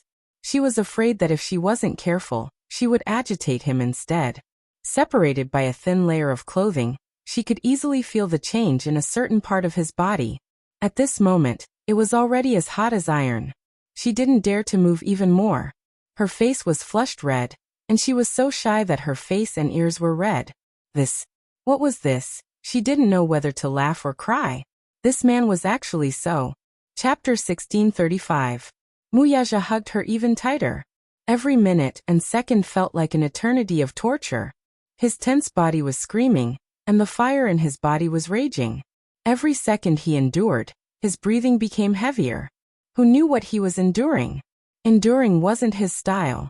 If it were in the past, he would have wanted to skin her alive and integrate her into his bones and blood. However, he was afraid of scaring her. He knew very well that this woman did not like to do it in the car. So, to take care of her feelings, he had to endure until they reached the hotel. However, enduring like this was really torturous and painful. The thin layer of sweat on his forehead was seeping from his skin, silently telling her how much pain he was in. Yin Shirshir did not know whether to laugh or cry, and her heart ached. After not seeing her for half a month, he really missed her. Whether it was his body or his heart. Damn it, he missed her. From his tense body and the fiery temperature, she could feel how hard this man was enduring at this moment. She hugged him tightly, and her heart could not bear to see him like this. Therefore, she held his handsome face lovingly and kissed him encouragingly between his eyebrows. "Thank you," she said sincerely. "Thank you for doing so much for her. Thank you for giving in and changing for her." He used to be such a proud man, but for her he kept changing and giving in. "Kiss me." His dark eyes were burning brightly as he stared at her face and said to her. Yin Shirshir smiled and kissed his thin lips. However, he was not satisfied. He kissed her lips deeply, as if he could use this to cool down his burning body and mind. Unexpectedly, this kiss was so inseparable that they kissed all the way. When the car stopped at the entrance of the hotel, he hugged her. The person in his arms was already in a daze from his kiss, and she did not know where she was from. When they were outside the car, the chauffeur gently knocked on the car window and said carefully, "Siomu, we've arrived." Only then did the two people in the car wake up. He left her lips, only to see her face in a daze. Her face was tender and naive, but it made her even more charming. She, on the other hand, felt a little dizzy from his kiss. When she left his lips, her eyes were slightly narrowed, and the world was spinning in front of her eyes. His kissing skills were improving day by day, and in front of him, she was like a pitiful newbie. She was still a little inexperienced and was controlled by him, allowing him to dominate her. He couldn't help but smile as he lightly patted her face. "We're here, little fool." Yin Shirshir was still in a daze. She opened her eyes and looked around. When she pulled open the curtains, she realized that the car had stopped. She asked dizzily, "Where is this?" "Hotel." Just as he finished speaking, before she could regain her senses, he pulled her into his arms and got out of the car. She let out a soft ah. At the entrance of the hotel, rows of waiters stood respectfully. Under everyone's gaze, he carried her in his arms and walked through the door grandly. Once again, Yin Shirshir was so embarrassed that her face was burning red. Why was this man so high profile? Couldn't he keep a lower profile? If other people saw him carrying her like this, what would they think? She gently hit his shoulders and said softly, "Hey, can you put me down? I can walk on my own." Chapter 1636. He loved her dearly. Seeing her in a daze, her body limp and weak without any energy, how could she walk? But if Yin Shirshir knew what the man was thinking at that moment, she would roll her eyes again. Heavens, just how precious was she in his heart.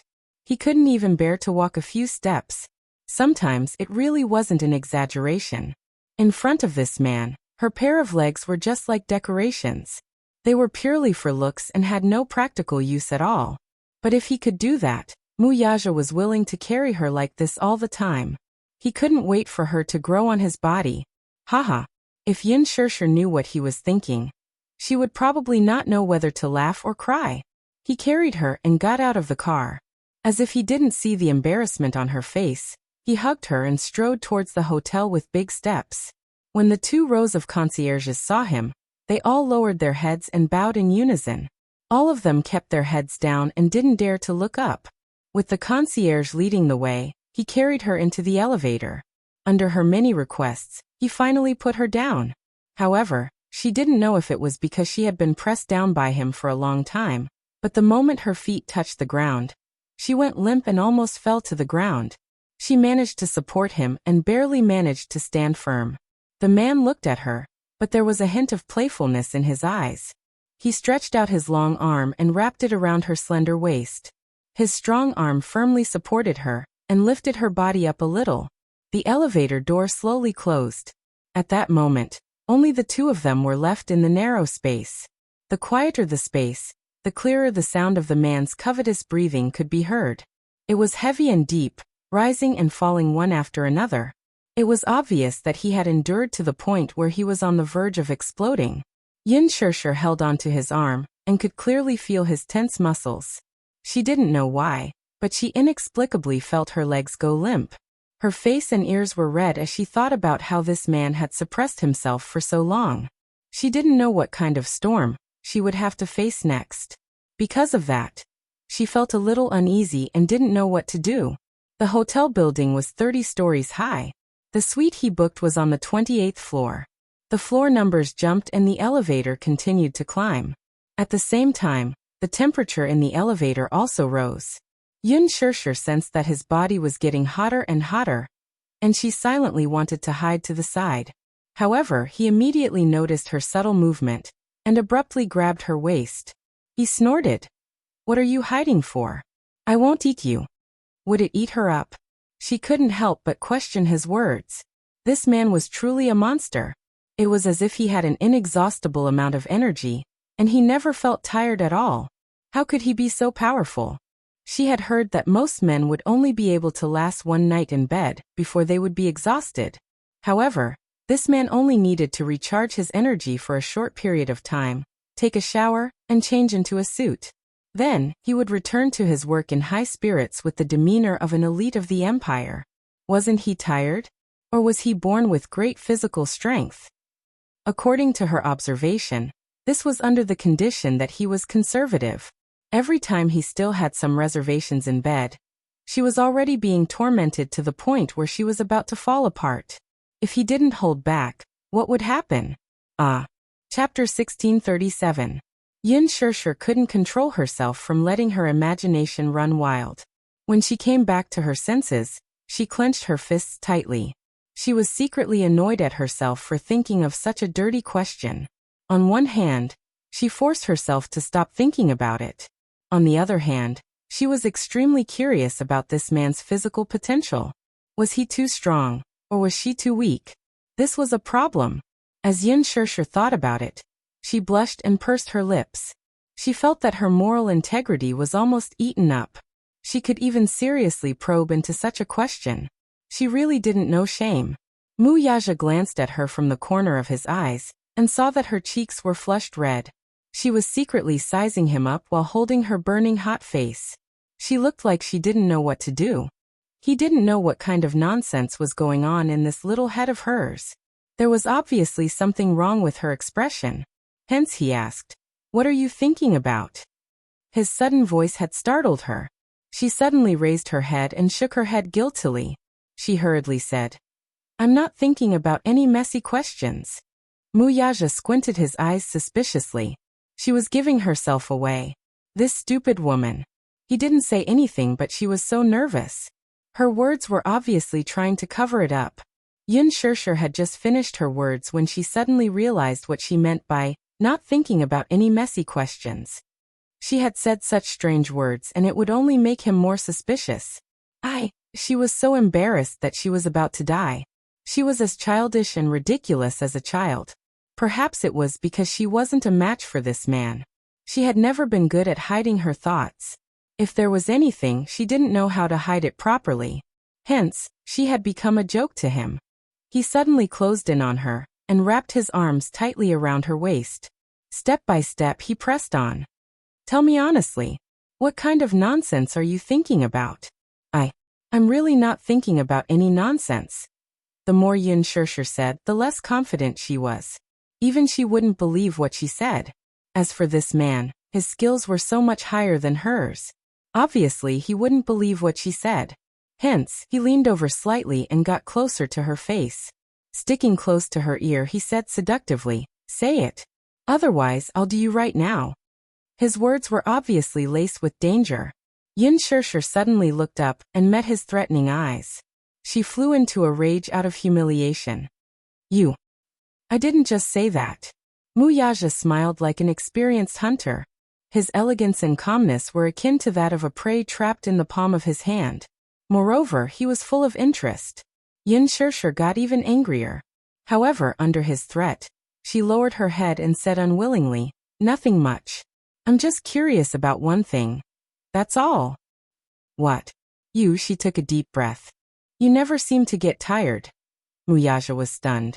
Suddenly, he was amused by her serious look. He immediately guessed what she was secretly probing. "What are you laughing at? You little fool. You're too weak." The elevator door opened. He took her hand and strode into the room. He walked so fast that she stumbled behind him, unable to keep up. Muyaja. Chapter 1638. Don't. The door wasn't closed yet. However, what she got in return was the man's kiss. It was as if at this moment, the emotions that had been suppressed for a long time had finally been released. For the past half a month, including the journey from Fairy Tale Valley to the hotel, he had been trying his best to restrain himself so that at this moment, he would not hold back at all. He lowered his head, pressed down on her shoulders, and kissed her deeply. The ferocious and predatory energy was comparable to when they were in the car just now. In fact, it was even more ferocious. Even though she repeatedly cried out in surprise, she could not resist him. He pressed his lips against hers and swallowed all of her resistance and rejection into his stomach. Previously, to take care of her, he had tolerated himself. However, now that they were here, it was the world where he could do whatever he wanted. He did not need to care about those trivial matters, and he did not need to suffer any more. Now he only needed to think about how to properly taste her goodness. In an instant, he had filtered out more than 10 positions in his mind. Just as his fingertips touched her skin, he felt a burning sensation and kissed her fiercely. In the past half a month, he had missed her so much that he had missed her so much. He was also surprised that he could actually control himself and not fly to the set to look for her. This woman had a unique charm. Once he had tasted her, he would never forget her. No matter what, he would always be able to recall her sweetness. In this world, other than her, there was probably no other woman who could be so compatible with him. As he kissed her, it was as if he was reminded of the time when he had her. That carefree and unrestrained feeling was still vivid in his mind. When he touched her, it was as if he was bewitched and could not get rid of it. Door. As Yin Shirshir struggled, she tried her best to remind him that he seemed to have something that he had not done. However, Muyaja was a little impatient. His long arm stretched out and with a click, the door was successfully closed as she wished. When she saw this, she heaved a sigh of relief. In the next second, she was lifted into the air. He actually reached out and his strong arm held her up steadily. At this moment, she was facing him with her back against the entryway, but her whole body was lifted into the air by him. Look at me. Muyaja reached out a hand and grabbed her chin, forcing her to look at him. Look at me. Yin Shirshir looked at him and her gaze froze. Stupid woman, you should concentrate now. He was a little dissatisfied that she was distracted by unimportant things, so there was some displeasure in his eyes. All of your time tonight belongs to me. After saying that, he steadied her and withdrew from her. The emotions that he had been suppressing for a long time were already clamoring to the extreme. With a ferocious ferocity, he practically charged straight into her. He didn't give her any room to breathe. He pressed her down and took her for himself. Ferocious, he was as ferocious as a wild beast. He wanted her, he wanted her, he wanted her, he wanted her, he wanted her, he wanted her. Even though she was prepared for it, she was still frightened by such a shocking impact. After he was done, he panted heavily and hugged her, not willing to let go. Holding her in his arms, he walked to the living room, sat on the sofa, and continued what he had yet to enjoy. Chapter 1639. The battle lasted until midnight, but the man was still not satisfied. He fully displayed his seemingly inexhaustible stamina, and it was as if he wanted to use this night to vent all his longing for her for the past half a month. When he was aroused, he kept calling her name, and she kept responding to him. At first, she tried her best to cooperate with him, but later on, she was so tired that she gradually lost her stamina. The battle was close to madness, and the smoke of gunpowder filled every corner of the bedroom. She only felt that the world had gone crazy. The sky was spinning, and the earth was moving. The whole world seemed to be collapsing, and the earth was shaking. All her rationality was ethereal, and it was difficult for her to return to her shell. Her mind was filled with the thought that he had gone crazy, and she too had gone crazy. They had both gone crazy. It was as if their bodies no longer belonged to them. Their bodies were dripping with sweat, and it was sticky. It felt as if the two of them had been fished out of a pool. Outside the door, the two little lads were curiously leaning against the door. They originally wanted to sneak around and find out what was going on. However, They were helpless as the soundproofing of the hotel was really amazing. The two of them wanted to stick their ears to the door, but they still couldn't hear anything. "Sai, forget it." Yu suddenly snorted and said, "I listened to your nonsense, and that's why I came to do such a thing with you. Eavesdropping on Daddy and Mommy is too despicable. If Daddy finds out, he'll be angry again." Xiao Yichen felt wronged and said, "Boo-hoo, you were the one who wanted to steal." "Shut up." Yu blushed and covered his mouth. He said anxiously, "If you continue to talk nonsense, I'll ignore you." "Okay. I won't talk nonsense anymore. I wanted to eavesdrop, so I pulled you along." As an older brother, Xiao Yichen naturally gave in to him, so he couldn't be bothered to argue with him. Yu was satisfied. He pursed his lips and looked at Xiao Yichen with a smile. He opened his palm and said, "Okay. Let's go back to the room to rest." "Okay." Xiao Yichen held his hand, and the two little rascals held hands as they returned to their room to rest. It was late at night outside the window. With a deep groan from the man, the two of them climbed up the gorgeous clouds. At this time, the two bodies lying on the bed were already soaked in hot sweat. Towards the end, he suddenly grabbed her cheeks and kissed her seductive little mouth. Ugh! Yin Shirshir's cries were all overbearingly swallowed by him. With the last bit of strength, he completely relaxed his tense body and laid on top of her, panting heavily and rapidly. The man's sexy and deep breathing kept echoing in her ears. His warm breath brushed against her ear, making her feel itchy, but she was powerless to resist. After that, she was completely paralyzed in his arms, unable to move at all. And the important responsibility of dealing with the aftermath naturally fell on him. After Muyaja calmed down, he couldn't help but scratch the bridge of her nose. Little rascal. This stupid woman. Throughout the whole process, he was the one who put in the effort. What about her? After everything was over, she was like a little rascal who only knew how to act shamelessly. She was paralyzed in his arms and didn't want to move at all. But it wasn't her fault. Chapter 1640. When he calmed his breathing, she was still panting heavily. One after another, it was as if the surrounding air was extremely thin, and she was almost unable to breathe. It was as if he was trying his best to fill it up, but no matter what, he felt that it was not enough. Under his enlightenment, her body seemed to have turned into a puddle of spring water. Muyaja hugged her and walked into the bathroom. He filled the bathtub with warm water and sank her into the water, letting the two of their bodies submerge in it. When he calmed down, he liked to hold her like this. Then he would quietly admire her beauty. Yin Shirshir nestled in his arms, her left face quietly pressed against his chest. The hair on her face was soaked with sweat and messily stuck to her face. However, after hundreds of years, it did not affect her pure beauty in the slightest. Her beauty was a kind of otherworldly beauty that did not hide a trace of dirt. At this moment, her eyes were half closed and there was a trace of drifting in her eyes. Her long and thick eyelashes drooped down, covering her eyelids with a layer of shadow. Her eyelashes were moistened with sweat, and there were a few droplets of mist standing on them, making this beauty even more ethereal. He secretly thought in his heart that if it was in the ancient times, she would definitely be an evil concubine that would bring disaster to the country. She would definitely be the kind of beauty that would cause chaos in the imperial court. So much so that for him who had always had a firm heart, in that moment, a cold thought suddenly floated in his mind. He might as well just die on top of her. Muyaja helped her clean up and at the same time, he still could not control himself from entangling with her lips. Yin Shirshir, however, was enjoying his gentle intimacy. She hooked her arms around his shoulders and responded to his kiss. Occasionally she would stick out the tip of her tongue and poke him. Muyaja originally wanted to teach her a lesson, but just as he carried her upright, this pitiful little woman was so wronged that she was begging for mercy. "I really can't do it today. I will be killed by you here. Let me go, please. I don't want it. I really can't want it anymore."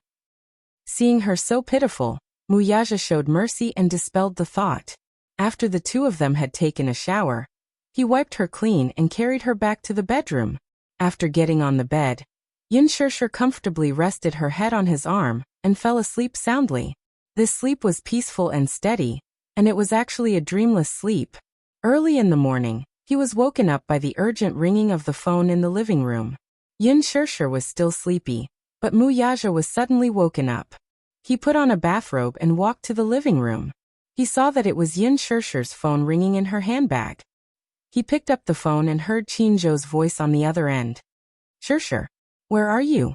Yesterday, the crew found out that it was your birthday and wanted to celebrate with you, but you disappeared without a trace. Mu Yaja's brows sank slightly when he heard the manager's voice. She's with me. These 5 words were a high-profile declaration of sovereignty. In his eyes, Qinzhou was undoubtedly a big love rival. It was a heinous crime to divide up the time that they spent together. Before Yin Shirshir could respond, Qinzhou heard Mu Yaja's deep voice and was so shocked that he almost threw his phone away. After a short moment of shock, Qinzhou laughed. Chairman Mu. Haha. So Shirshir is with you. I'm relieved. Shirshir is now. She's still sleeping. Chapter 1641. The words too tired left enough room for one's imagination to run wild. The corners of his lips twitched. He could almost guess the reason behind her too tired. They hadn't seen each other for more than half a month. They must have been busy until late last night. Qinzhou looked down and cleared his throat. Then he said awkwardly, Okay, then. I won't disturb Chairman Mu's rest. By the way, please send my regards to Yin Shirshir on my behalf. Happy birthday. Mu Yaja, however, replied. You can say that to her face. I'm never in charge of passing on messages. Qinzhou. His tone was so harsh early in the morning. Just a few words and it was full of tension. It seemed like he was implying that he was blaming him for making her schedule too full. There was clearly a hidden meaning in his words. Qinzhou awkwardly exchanged a few more words before hanging up the phone. After giving it some thought, he realized that he had indeed made her schedule too full recently. After reflecting on it, he made another call to rearrange her schedule. Mu Yaja hung up the phone and returned to his room. In the afternoon, Yin Shirshir was jolted awake by the noisy ringtone of her phone. She abruptly woke up from the ringing of the bell. She opened her eyes and heard the ringing of the bell. She turned her head and realized that the phone in her handbag had unknowingly been placed next to her pillow. She calmed her disturbed state of mind. Just as she raised her hand and was about to grab her phone, she was suddenly shocked by the feeling of accounting coming from the joints of her arm. It's so sore. Yin Shirshir frowned and mumbled. She endured the pain and picked up the phone. Yin Yecheng's apologetic voice came from the other end. Shirshir, are you free this afternoon? This afternoon. Yin Shirshir looked around the room. Only then did she recall the madness last night, and where she was at the same time. The curtains in the room were closed, so she could not see the weather outside the window, nor could she tell what time it was. However, based on her sense of time, she knew that it was very late. When she turned around, the side of the bed was already empty. She didn't know when the man had left. From this, she could deduce that it was already late. Yin Shirshir held her phone and her face suddenly turned pale. She remembered that she had a scene this afternoon. Only then did Yin Shirshir remember that she still had to film a scene today. Yesterday, her scene with Huajin had not been completed. Logically speaking, she still had to shoot another scene today. And now it must be almost noon, right? Oh my God. She had slept so deeply that she had wasted so much time. Why didn't that man remember to wake her up? She had a lot of work to do in the afternoon. She didn't know if she could make it in time. Shirshir? On the other end, Yin Yecheng's voice snapped her out of her daze. Yin Shirshir suddenly came back to her senses and smiled. Daddy, I'm listening. I should be able to get to the train station this afternoon. However, I have a lot of luggage, so it's not very convenient. So, I wanted to ask if you have time to come over and help your uncle. After saying this, he paused for a moment before quickly adding, It's okay if you're really busy. If you really can't make it, you can take a taxi back. Yin Shirshir was a little conflicted. She had a scene in the afternoon. However, she really couldn't bear to see her father rushing, so she asked, What time will you reach the station in the afternoon? Chapter 1642. All right. Don't worry. Give me a call when you arrive and I'll come over to pick you up. Do you have anything on in the afternoon? If you have something to say, then just let it go. The man persisted, still thinking of her best interests. Yin Shirshir laughed. What can I have on? Dad, don't worry. I'm free this afternoon. He smiled, feeling touched by her thoughtfulness. After giving her a few more words of advice, he hung up the phone. She looked at the time and saw that it was 11:30 p.m. Hence, she hurriedly dialed Director Gu's number. She wanted to ask when the afternoon shoot would end, but the man politely said, Sure, it was your birthday yesterday. I wanted to arrange for everyone in the production team to celebrate your birthday, but unfortunately, I don't know where you went afterward. Since it's your birthday, I'll give you 2 days off. Have a good rest today and tomorrow. Report to the production team the day after tomorrow. The man's kind words gave her a huge shock. To be honest, she was a little dumbfounded. In reality, she had called Gu Xiaoyang to ask for a day off, but when she thought about how she had left the set without permission yesterday, she braced herself for a harsh scolding. Trembling with fear, she waited for Gu Xiaoyang to give her a good scolding. After all, the production team clearly stated that no one was allowed to leave the set without permission. It was the same as clocking in at work. One was not allowed to leave without permission. Yesterday, she had left the set without saying a word. Logically speaking, Director Gu would definitely criticize her for speaking on her own. He would also give her an appropriate punishment. In the end, he would make an announcement to the entire set to punish her as an example to others. However, he didn't expect Gu Xiaoyang to be so reasonable after this phone call. He even approved 2 days of leave. 2 days of leave? Did the sun rise from the west? This was a rather luxurious treatment that only A-list stars or protagonists could enjoy. Yin Shirshir was ecstatic. Although she had an unfinished scene and felt a little uncomfortable with the unfinished work hanging there, these few days were indeed too tiring for her. She needed time to rest properly. After half a month of continuous filming, she was already exhausted. She had applied for leave several times, but the director did not approve it. She did not expect to be granted leave today.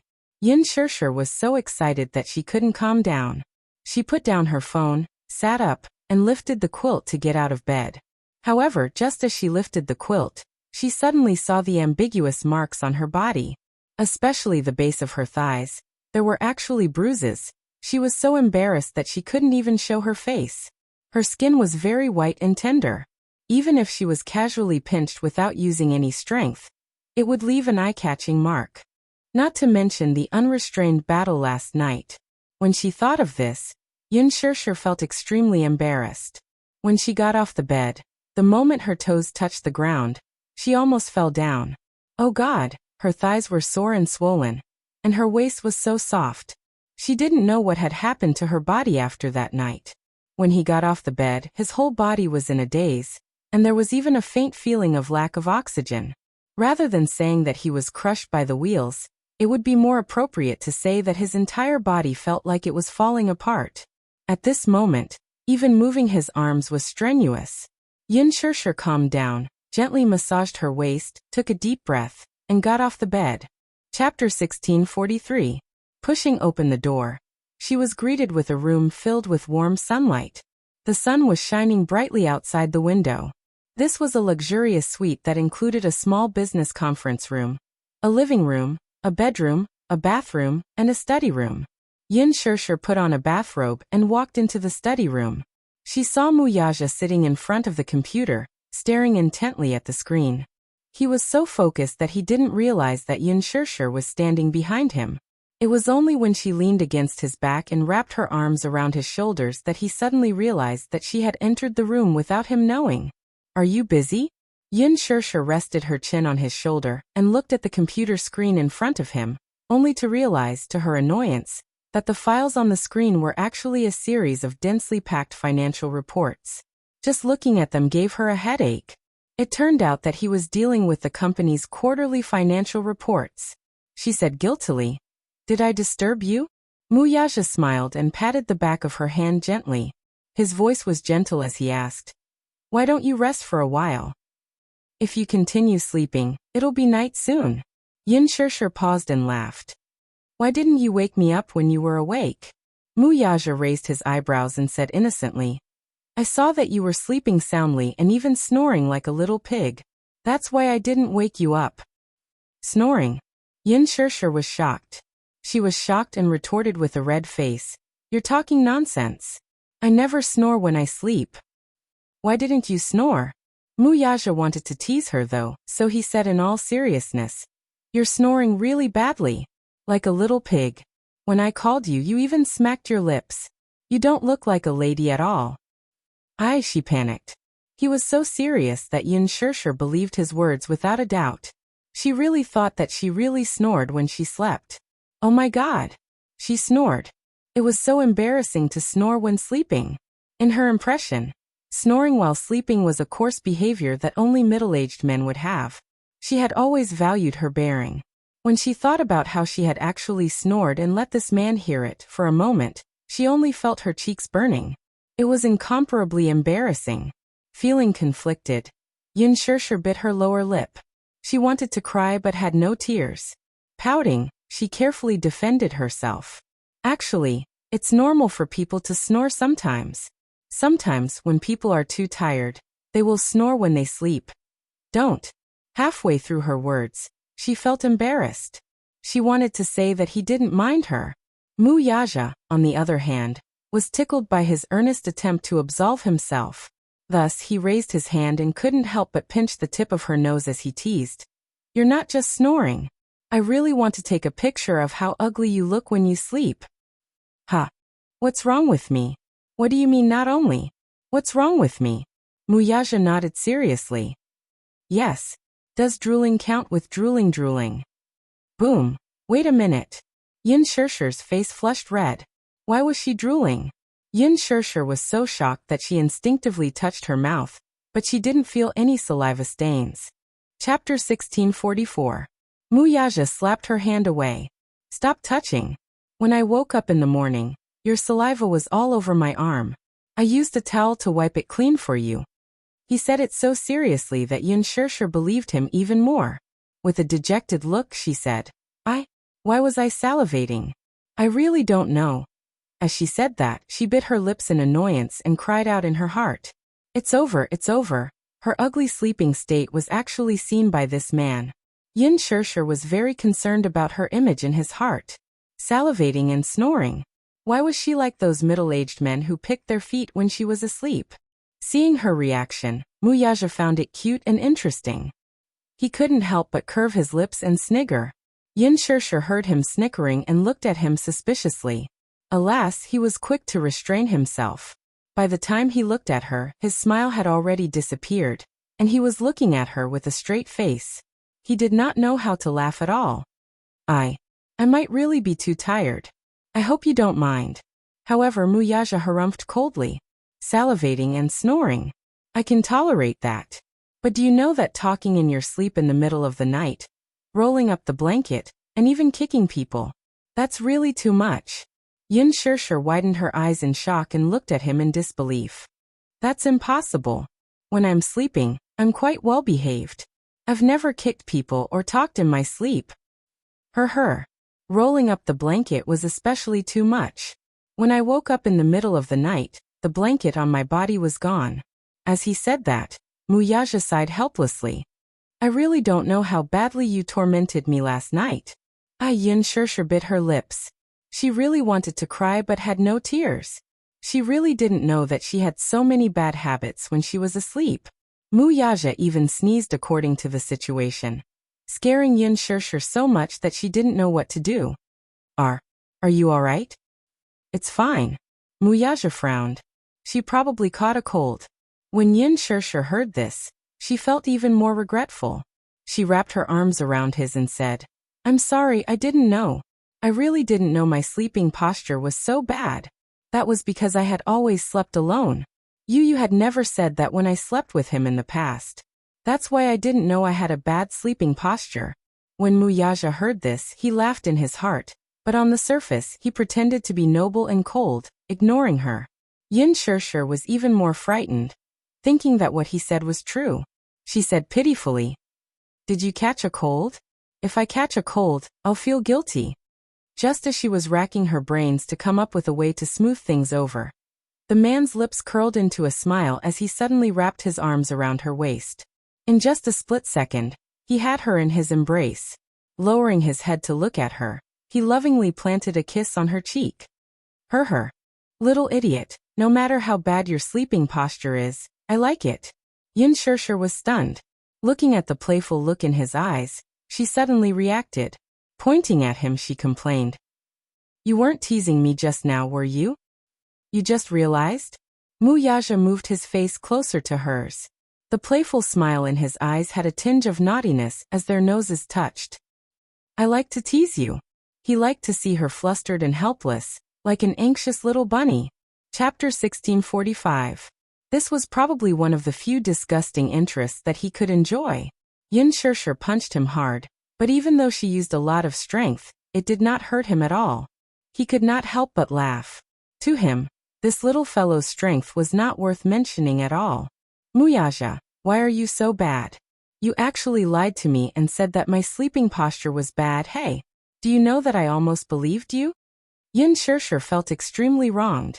She had actually been so stupid to believe his words, and even seriously consider how to explain herself. But she did not expect that he was just teasing her. She was extremely unhappy. Why did she feel so stupid and gullible? Was it fun to tease her? Mu Yaja rubbed the tip of her nose and asked gently, Why are you getting out of bed now? I saw that you were so tired yesterday. Why don't you rest for a while more? His words fell into her ears, but they were extremely ambiguous. Seeing that she was so tired, his words made her recall the crazy scene from last night, and her face became even hotter. She pushed him away and stood up from his body. She was afraid that he would see her blushing face and tease her again. So she walked to the bedside and pushed the window open slightly to let the breeze in from outside to cool down her burning face a little. Muyaja sat on the chair and turned around. He found it funny and said, What's the matter? Feeling shy? No way. Yin Shirshir turned around and glared at him. Stop teasing me, okay? He smiled and nodded, restraining himself a little. He knew that this stupid woman was especially thin-skinned. Some jokes should be stopped when appropriate. If they went overboard, even a rabbit would bite when anxious. Yin Shirshir suddenly asked, Are you free this afternoon? Yes. Muyaja replied. Actually, he still had a few cases to deal with in the afternoon. However, one of the standards of being a wife's slave was that whenever she asked if he was free or if he had time, it meant that she had something to do. Therefore, even if he had something to do, he had to answer yes. If he couldn't finish the case, he could leave it for tomorrow. He wasn't in a hurry anyway. She was number one. If Yin Shirshir knew about this, she would definitely be touched to death. However, as a man, he would definitely want to save face. He couldn't let her know that he had rejected several cases for her.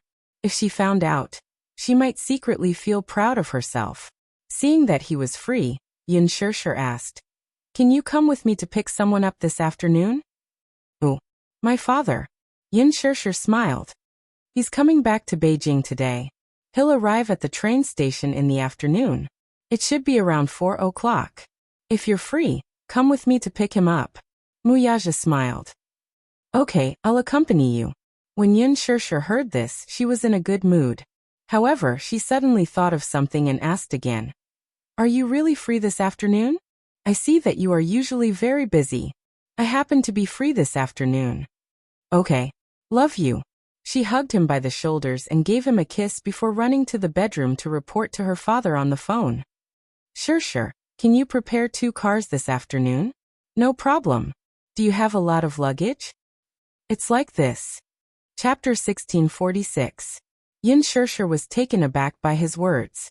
Yun Yecheng found a secluded place and explained his purpose for coming.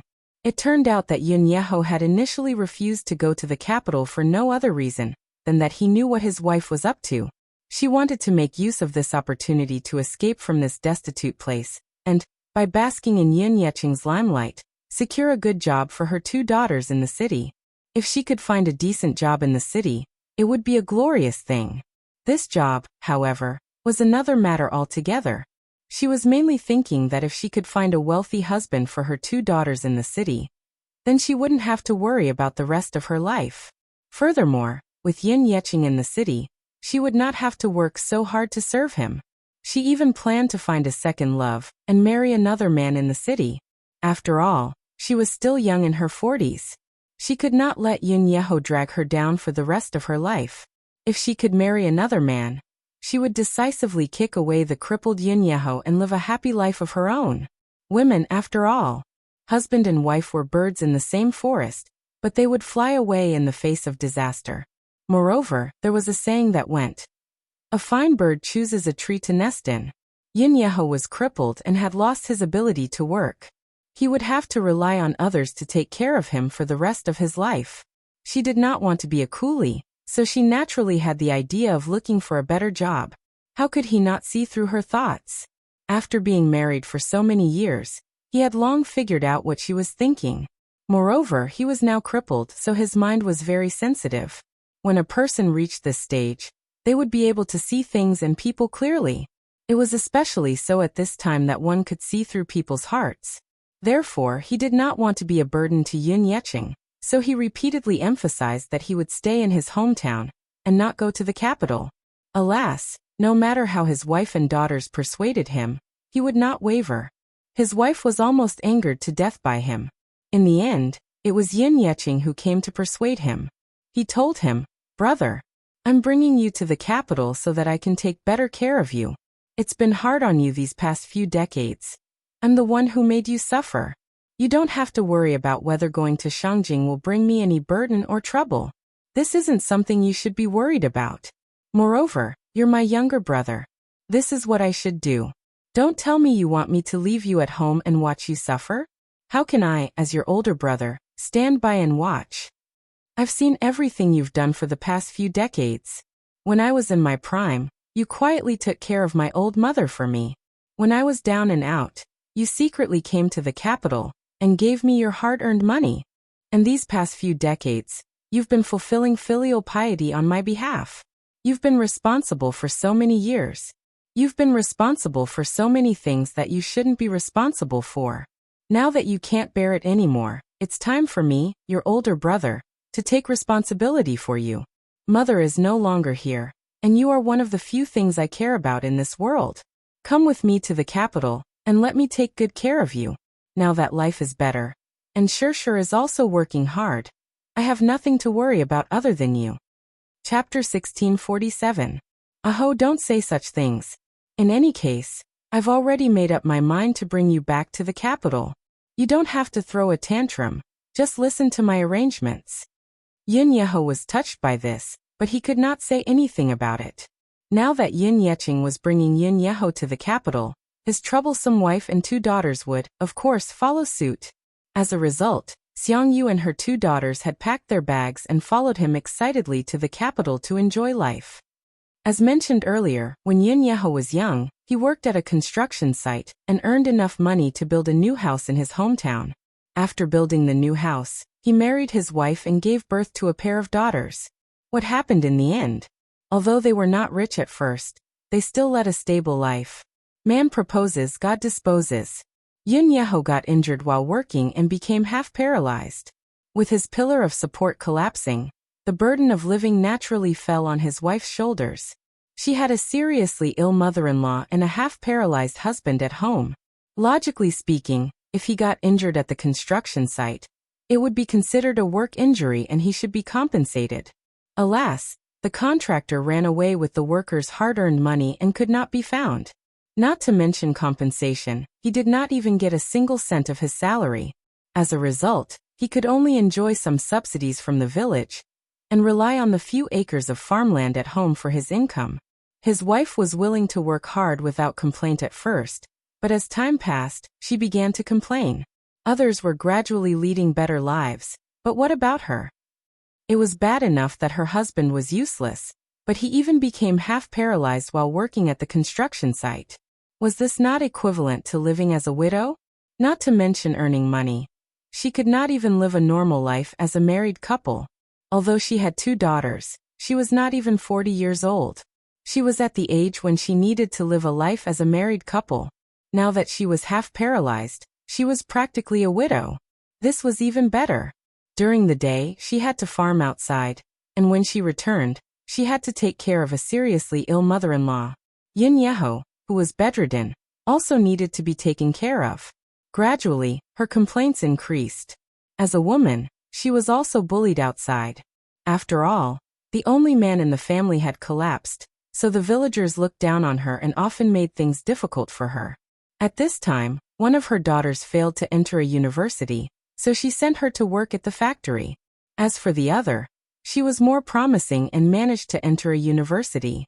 In the end, when she found the passbook at home, she found that the money in it had disappeared without a trace. With the passbook in hand, Xiang Yu went to Yun Yeho's sickbed and questioned him about the whereabouts of his money. Yun Yeho's mind at first. Later on, Xiang Yu threw a tantrum at home, smashing pots and bowls, which alarmed her two daughters. It was only then that Yun Yeho stuttered and explained that when Yun Yeching's family was in dire straits a year or two ago, he had secretly given him a sum of money to tide him over when he went to the capital to visit his relatives. How could his wife let it go when she heard that? She began to pester him to ask Yun Yeching for the money back. Yun Yeho refused. First, it was because he would lose face. The money had already been given out, so how could he ask for it back? Chapter 1648. She stomped her feet in anger. She cried, threw a tantrum, and threatened to hang herself, but her husband was adamant and did not care. In the end, her heart turned cold toward him. Honestly speaking, Yun Yeho's handling of this matter was indeed not perfect, so much so that Xiang Yu began to wonder if her husband was being too biased toward her brother's family. Even though there was no fairness in this matter, her husband was having a hard time, but did her family have it easy? At most, they would go bankrupt, but not only did she lose her source of income, but she also had to take care of a sick and disabled person. Now that their daughter was going to university, they had lost all their money. What was the meaning of this? Because of this, their younger daughter could not complete her university studies and had no choice but to work in a factory with their elder daughter. Because of this, she bore a grudge against them, and even became sloppy when it came to taking care of her mother-in-law and husband. When Yun Yeching found out about this when he went back to attend the funeral, he felt very apologetic, and said that he wanted to compensate her with the money. Although the money was paid, the woman could not get rid of the hatred in her heart. Although she appeared polite on the surface, she did not buy it in her heart. What was the point of returning the money? Because of this, her daughter could not complete her university studies. This became her lifelong regret. One must know that having a university student in the family was a respectable thing. It was all ruined because of her husband's family. There was one more thing that he did not know. Sometimes, when she returned home late, it was not because she had just returned from the fields. Instead, it was because she had an affair with a bachelor next door behind his back, and the other party gave her a few hundred yuan for it. Everyone in the village knew that she was having an affair behind Yun Yeho's back, but he was kept in the dark. Hence, many people in the village secretly laughed at him. Everyone in the village laughed at Xiang Yu for being a loose woman. Anyway, her reputation had been spread out. They all said that she was a woman who did not abide by the virtues of a wife. When Yun Yeching returned to his hometown this time, he also heard some gossip. He was furious and had many opinions about this woman. However, in order to avoid agitating him, he suppressed the urge to bring it up. Still, he did not have a good impression of this woman. His wife was the one who had shamelessly suggested this trip to the capital. Hence, he decided to find her a place to rent out once they reached the capital. He couldn't let Xiang Yu become Shishir's burden.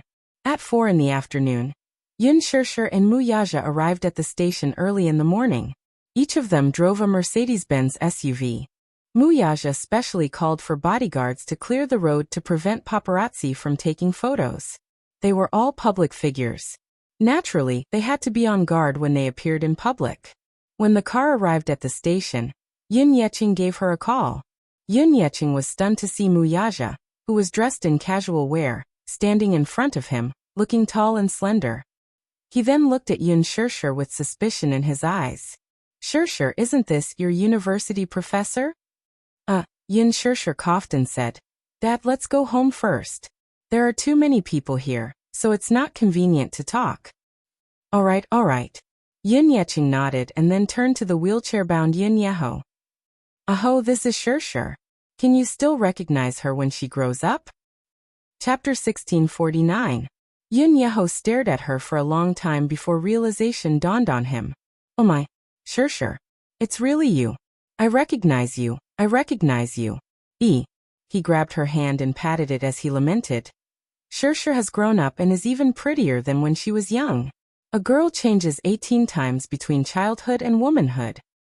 Tears welled up in his eyes as he lamented. Xiang Yu and Yin Yeho's daughters, who were standing behind them, had ugly looks on their faces. However, they quickly suppressed their feelings of discomfort. Inwardly, Xiang Yu thought, we're not his daughters, so why is he being so affectionate? Yin Shirshir glanced at her mother and her two daughters behind her before walking up to them with a smile. This must be Auntie, right? Nice to meet you, Auntie. Xiang Yu smiled. Of course she had to do it well. She said enthusiastically. Oh Shirshir. It's you. Look, you've changed so much since you've grown up that Auntie couldn't recognize you. At the side, her eldest daughter, Yin Qingmiao, suddenly asked, Sister Shirshir looks different from when she was young. I can't tell.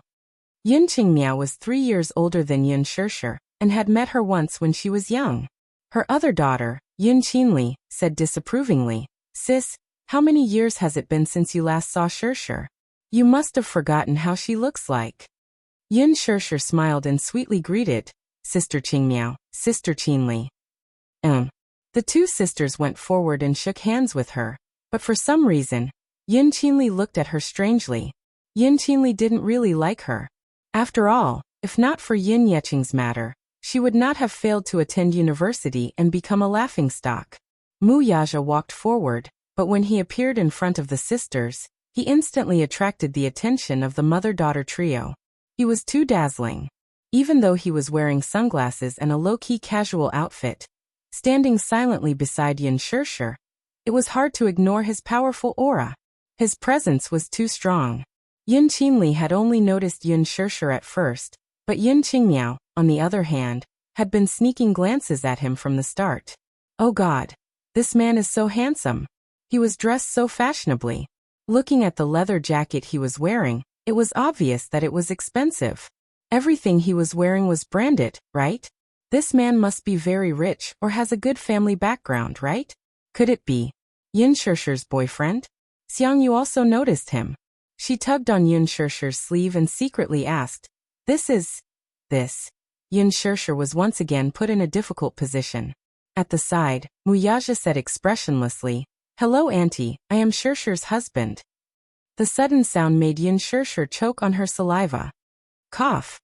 She snapped back to reality and glared at him unhappily. This man, how could he talk to himself? He had just proposed and had yet to register his marriage. How could he be considered her husband? Mu Yaja received her angry glare and smiled. What's wrong? Why are you so shy? Husband. Everyone exclaimed in unison in shock, but they all cast their gazes on them in disbelief. No one was more surprised than Yin Yeqing. This man, wasn't he her university professor? Why did he return to his hometown to visit his family for only a few months and become her future son-in-law? Yin Yeho's eyes widened as well. Chapter 1650. Yin Qingmiao pressed on. That's right. I haven't heard that you're married in our hometown, and there's no wedding banquet either. Have you guys registered your marriage? Yin Shirshir was a little embarrassed as she answered. We haven't registered our marriage yet. Everyone's expression became even weirder when they heard that. Yin Yeqing, in particular, furrowed his brows and glared at his future son-in-law, as if he were looking at a love rival. He was somewhat suspicious, afraid that the latter was a bad guy who had appeared out of nowhere to kidnap his daughter. His eyes were full of wariness as he sized him up. Mu Yaja also sensed the unfriendliness in his father's gaze. He turned to look at him and gave him a deep smile. On the other side, when Xiang Yu heard Yin Shirshir's words, she was a little picky. How can you be considered my husband when you haven't registered your marriage? Yin Shirshir was about to reply when Mu Yaja spoke first. Shirshir is my wife. Whether we register our marriage or not doesn't mean anything. His domineering and firm attitude made Xiang Yu swallow her words, with just one sentence. Suddenly, she sized up Mu Yaja again before her gaze finally landed on the branded watch on his wrist. He was dressed very low-key today, and this watch was probably the only thing on him that symbolized his status. Yin Qingmiao also saw the watch on Mu Yaja's wrist. Startled, She leaned close to her mother's ear and whispered, "Mom, this man seems to be very rich. He's wearing a Vacheron Constantin watch. This watch costs at least a few 100,000 yuan, and the more expensive ones cost millions." Vacheron Constantin. Her mother was shocked and even more incredulous. She had never heard of this watch. Yin Qingmiao only knew about it because the boss of the factory she worked at wore this watch. She heard that it cost a few 100,000 yuan. It was so expensive that it cost millions. She had never seen it before though. What watch? One for a few million. At this moment, the way she looked at Mu Yaja changed slightly. There was an unusual sizing up and satisfaction in her eyes. Hehe. Why don't I know that Shirshir has a boyfriend? Shirshir, this is a major event in your life. Look at your father, he seems to be kept in the dark. Did you not tell him about it? If you ask me. Before she could finish her words, Mu Yaja lost his patience and interrupted her. Shirshir, and I don't need you to worry about our marriage. I've already ordered people to pick an auspicious date. I'll give Shirshir a perfect wedding. Once again, Xiang Yu's words were blocked. She had nothing else to say, and her expression was a little awkward. Yin Yeho, who was standing at the side, said, "You talk too much, Xiang Yu. It's not up to you to worry about Shirshir's boyfriend." She was embarrassed. Yin Yeqing kindly replied, "Hey, don't say that. I'm just concerned about Shirshir."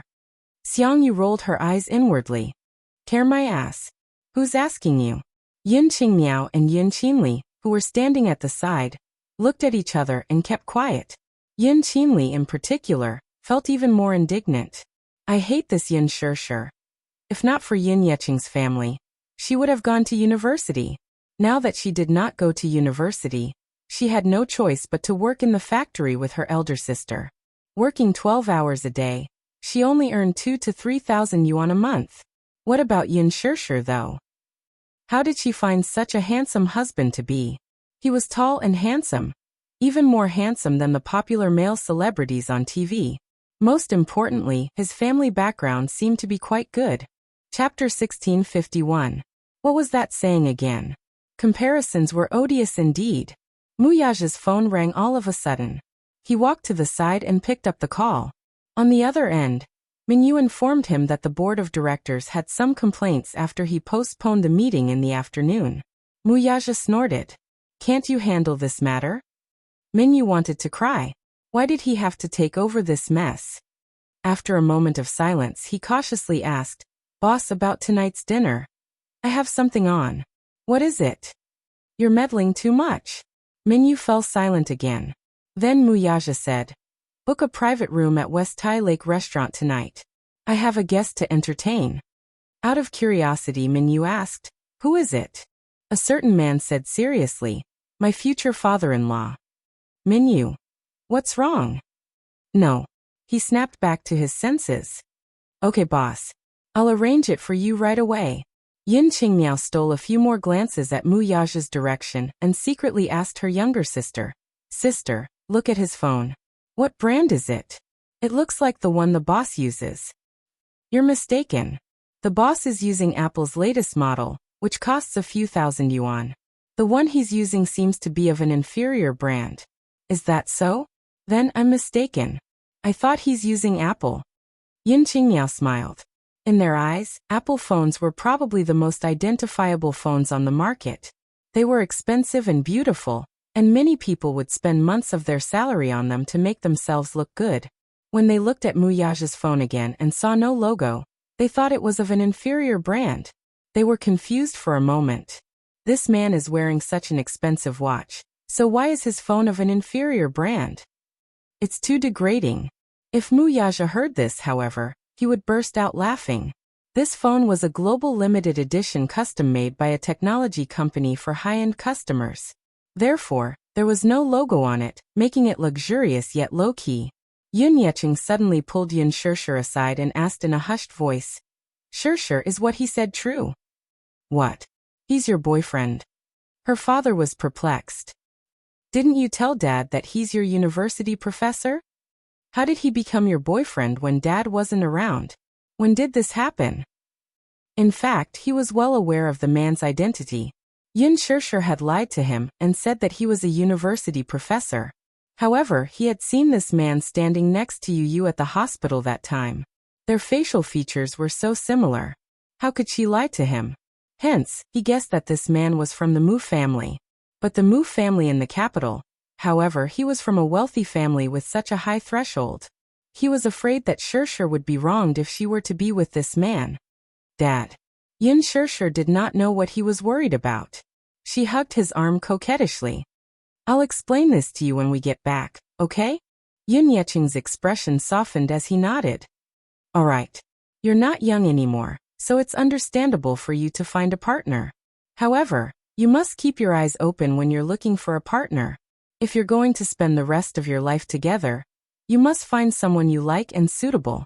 Okay. I'll follow your teachings. Yin Shishir said mischievously. Chapter 1652. Mu Yaja walked up to him and said, Uncle, Shishir and I have prepared a welcome banquet for your return to the capital. It's getting late. Let's go. There's no need to go through so much trouble. Yin Yeching politely declined. Mu Yaja smiled, but his tone was as domineering as ever. I'm all prepared. If you don't go, I'm afraid you'll be letting Shishir down. Yin Shishir chimed in. That's right, Dad. Uncle and Auntie will be here this time, along with my two sisters, so we must treat them well. Dad, just go. Yin Yeching could not persuade her otherwise. Thus Mu Yaja and Yin Shishir took his luggage and walked toward the car parked at the entrance.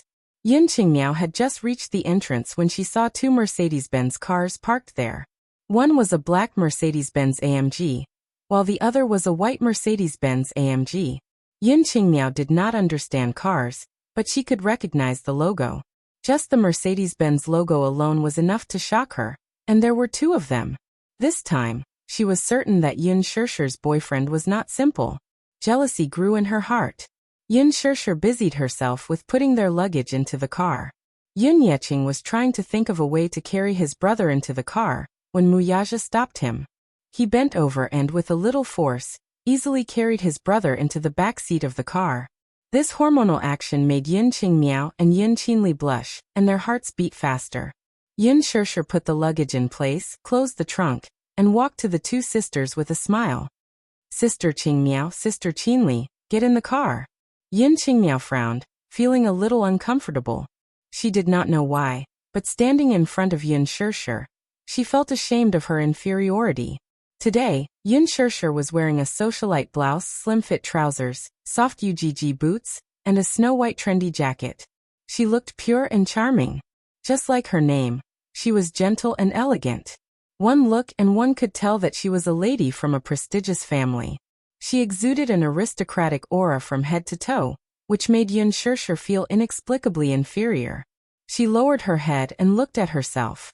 Her clothes had been washed until they were white, and her shoes were so worn that they could not be seen. Her hair was disheveled from the long train ride, and her skin was tanned and rough due to long-term exposure to the sun. There was an indescribable sadness and envy. Earlier, when Yin Shishir addressed her as Sister Qingmiao, it made her feel uncomfortable. Yin Shishir, that name. Poetic and artistic. She then looked at her name, Yin Qingmiao, which was uncouth and unpleasant to the ears. Why was the name Yin Yeho gave her so uncouth? When Yin Shishir saw her expression, she frowned suspiciously. What's wrong? Don't call me by my name. Why? Yin Shishir was baffled. Your name is so nice. It's so embarrassing that my name is so uncouth and unpleasant, retorted Yin Qingmiao. Yin Shishir smiled. No, I think Sister Qingmiao's name is very nice. Hee. Don't try to coax me. It's so embarrassing. I think that names are given by parents, so no matter what I'm called, I think it's nice. Yin Shishir gave him a serious look. Chapter 1653. Hee. Yin Yeching's face was flushed red. When they got into the car, Yin Qingmiao pointed at Mu Yaja's car and asked, Shishir, can Qinli and I sit in this car? Sure. You can sit anywhere you want. Since both cars were spacious, it was not a problem for them to sit together. Yin Qingmiao and Yin Qinli, however, were unwilling to do so. They wanted to sit in Mu Yaja's car, so Yin Yeho, Yin Yeching, and Xiangyu sat in Yin Shishir's car. The two sisters, on the other hand, sat in Muyaja's car. The moment Yin Qinli got in, she was shocked by the spacious interior. Every detail of the Mercedes-Benz Glsamg, an imported SUV, was high-end. Leather seats, panoramic sunroof, and streamlined body. Thus, when the sisters got into the car, they felt a little uneasy and restrained. Somehow, they felt that this car was too high-end and expensive. The car started moving slowly. Muyaja kept his eyes fixed on the front as he held the steering wheel and led the way. Yin Shishir's car followed behind. He drove a little slowly, seemingly taking into account that she was inexperienced in driving, so he did not drive too fast for fear that she would not be able to keep up with him. After getting used to it for a while, Yin Qingmiao finally relaxed her body. She leaned forward slightly and leaned on the back of the driver's seat. Through the rearview mirror, she silently sized up Muyaja's side profile. He had an arrogant lower jaw and flawless facial features. He was handsome and resolute, and his eyes exuded an incomparably noble and arrogant aura. She could not help feeling a little infatuated. She had never seen such a handsome man before, especially this man. Not only was he good-looking, but he also came from a wealthy family, and was very charming. No woman could resist such extraordinary charm in front of him. She was no exception. Her heart was stirred. Thus she asked with a grin, "What's your name?"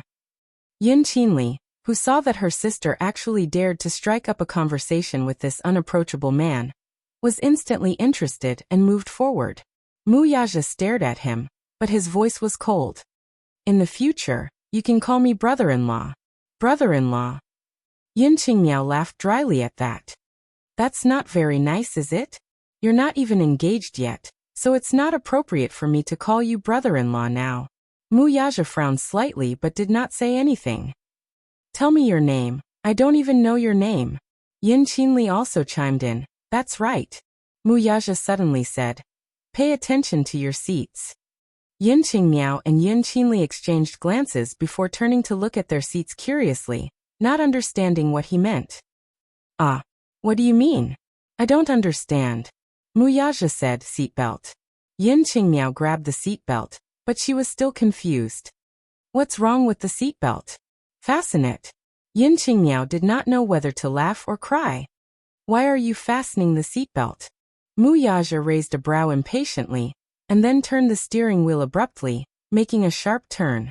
Caught off guard, the two sisters bumped into each other and nearly fell out of their seats. When the car returned to normal, the two sisters raised their heads in embarrassment and quickly fastened their seatbelts, not daring to say another word. This way, even if Yin Qingmiao wanted to talk to him, she could not do so due to the seatbelt. He did not like women other than Yin Shishir to be so close to him. Chapter 1654. The car continued its journey. Yin Qingmiao and Yin Qinli whispered, "Shishir's boyfriend doesn't seem to be easy to get along with." "Humph. That can't be right. I saw him standing beside Shishir just now, and his gaze was very gentle. Why is it that now? Look at him." Yin Qinli gestured at the man in the rearview mirror. He was looking straight ahead with an aloof expression and some lingering fear. Along the way, Muyaja did not speak or respond to them. Even when the two tried to strike up a conversation, he did not respond. "He gives off an unapproachable feeling," Yin Qinli suddenly whispered. "I think he must be a henpecked husband. A typical henpecked husband who only listens to his wife. Look at him. He's cold and indifferent when other women talk to him. It's obvious that he doesn't want to talk to us. Is that so?" Yin Qingmiao clicked her tongue in a sarcastic manner. Yin Qinli pinched her in trepidation. "Can you keep your voice down?" "Oh, it's fine." Yin Qingmiao continued to size him up through the rearview mirror in a daze after saying that. All of a sudden, she muttered indignantly, "Sigh. Comparisons are odious. Why didn't I meet such a good man? Why does she have to encounter so many good things? If I had such a boyfriend, I'd be overjoyed." Yin Qinli said unhappily, "I really don't know what kind of fate she has. I don't think she's that good. She doesn't deserve this man. Really. Maybe he's just playing with her, and it won't work out in the end."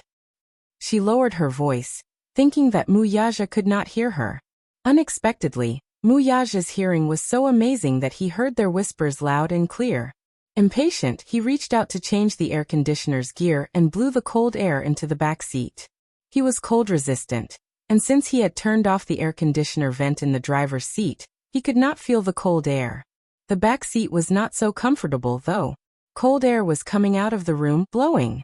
Yin Qingmiao and Yin Qinli only realized later that the car was a little cold. They hugged their bodies and shivered. It's so cold. Why is it so cold in the car? She asked gloomily. Yin Qinli also knew that she was shivering. She said with a strange expression, "That's strange. Why did the car suddenly become cold?" After a pause, she discussed with Muyaja, "Why don't we turn on the heater? It's too cold." However, Muyaja said, "The heater is broken." Yin Qinli, "How could it be broken? Oh my god." Thus, Yin Qingmiao and Yin Qinli kept blowing cold air all the way. Minyu had arranged for him to stay at Wimby Villa Hotel. When they got out of the car at the hotel, Yin Qingmiao and Yin Qinli were hugging each other's shoulders. They were clearly freezing. After a certain two-faced man got out of the car, he swept them a glance before gracefully slamming the car door and walking toward Yin Shirshi's car. Yin Qingmiao and Yin Qinli looked at his back view. They opened their mouths, wanting to say something, but hesitated. Xiangyu walked up to them and touched Yin Qingmiao's hand, which was cold to the touch, which gave her a shock. "Why are your hands so cold?" Yin Qingmiao said aggrievedly, "The heater in the car is broken, and we've been freezing the whole way." Shielding her daughter, Xiangyu said angrily, "What lousy car is this? How can the heater be broken?" Chapter 1655. Yin Qinli was a little puzzled. Earlier, she seemed to have seen the air conditioning on the dashboard display. Did he turn it on purpose? She had her suspicions. Muyaja had originally booked the Westlake Thai restaurant, which was located in the One by Villa Hotel.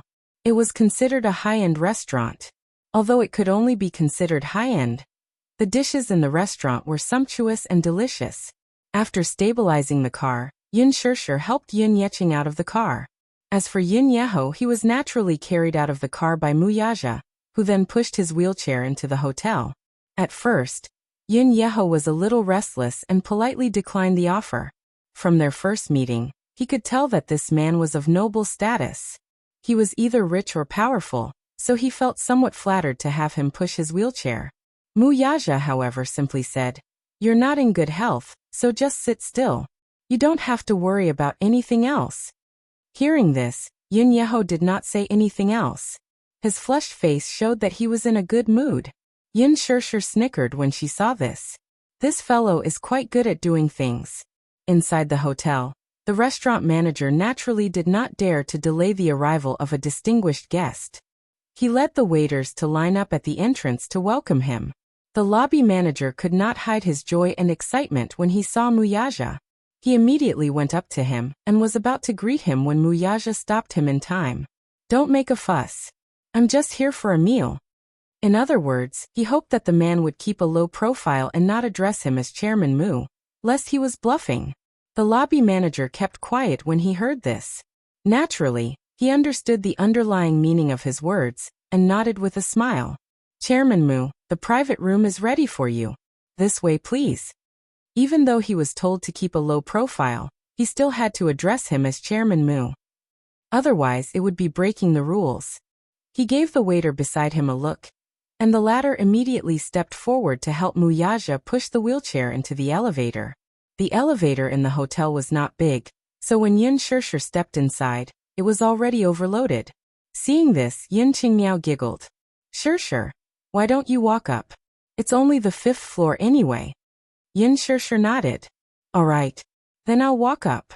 You guys enter the private room first." Just as the elevator doors were about to close, Muyaja suddenly stepped out. Yin Shirshi was stunned. "What are you doing?" Behind him, Yin Qingmiao and Yin Qinli were puzzled. "Why are you going out? There's still room for one more." Muyaja ignored the people behind him. He lowered his head and glanced at Yin Shirshi.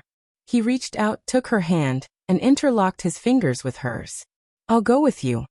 Yin Shirshi blushed and said in a low voice, "Why didn't I realize you were so clingy?" Behind them, Yin Qingmiao's expression changed. She wanted to say something, but the elevator doors had already closed. In the narrow space, Yun Qingmiao was obviously in a bad mood. Her mother glanced at her and chided. What's wrong with that long face? Nothing. Yun Qinli suddenly asked Yun Yeqing out of curiosity. Uncle, what's the background of Shershir's boyfriend? I saw the lobby manager treating him very politely just now. It's as if he's very powerful, calling him Chairman Mu, in a very flattering manner.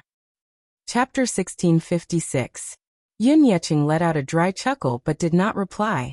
His mother, however, interjected from the side. Brother Chung, since he's Shershir's boyfriend, I think you should really find out more about him. Shershir is so young and pretty. If she gets abducted by some unknown rascal, you'll have a lot to cry about. That's right. Uncle, you should find out more about him. Yun Qingmiao chimed in from the side.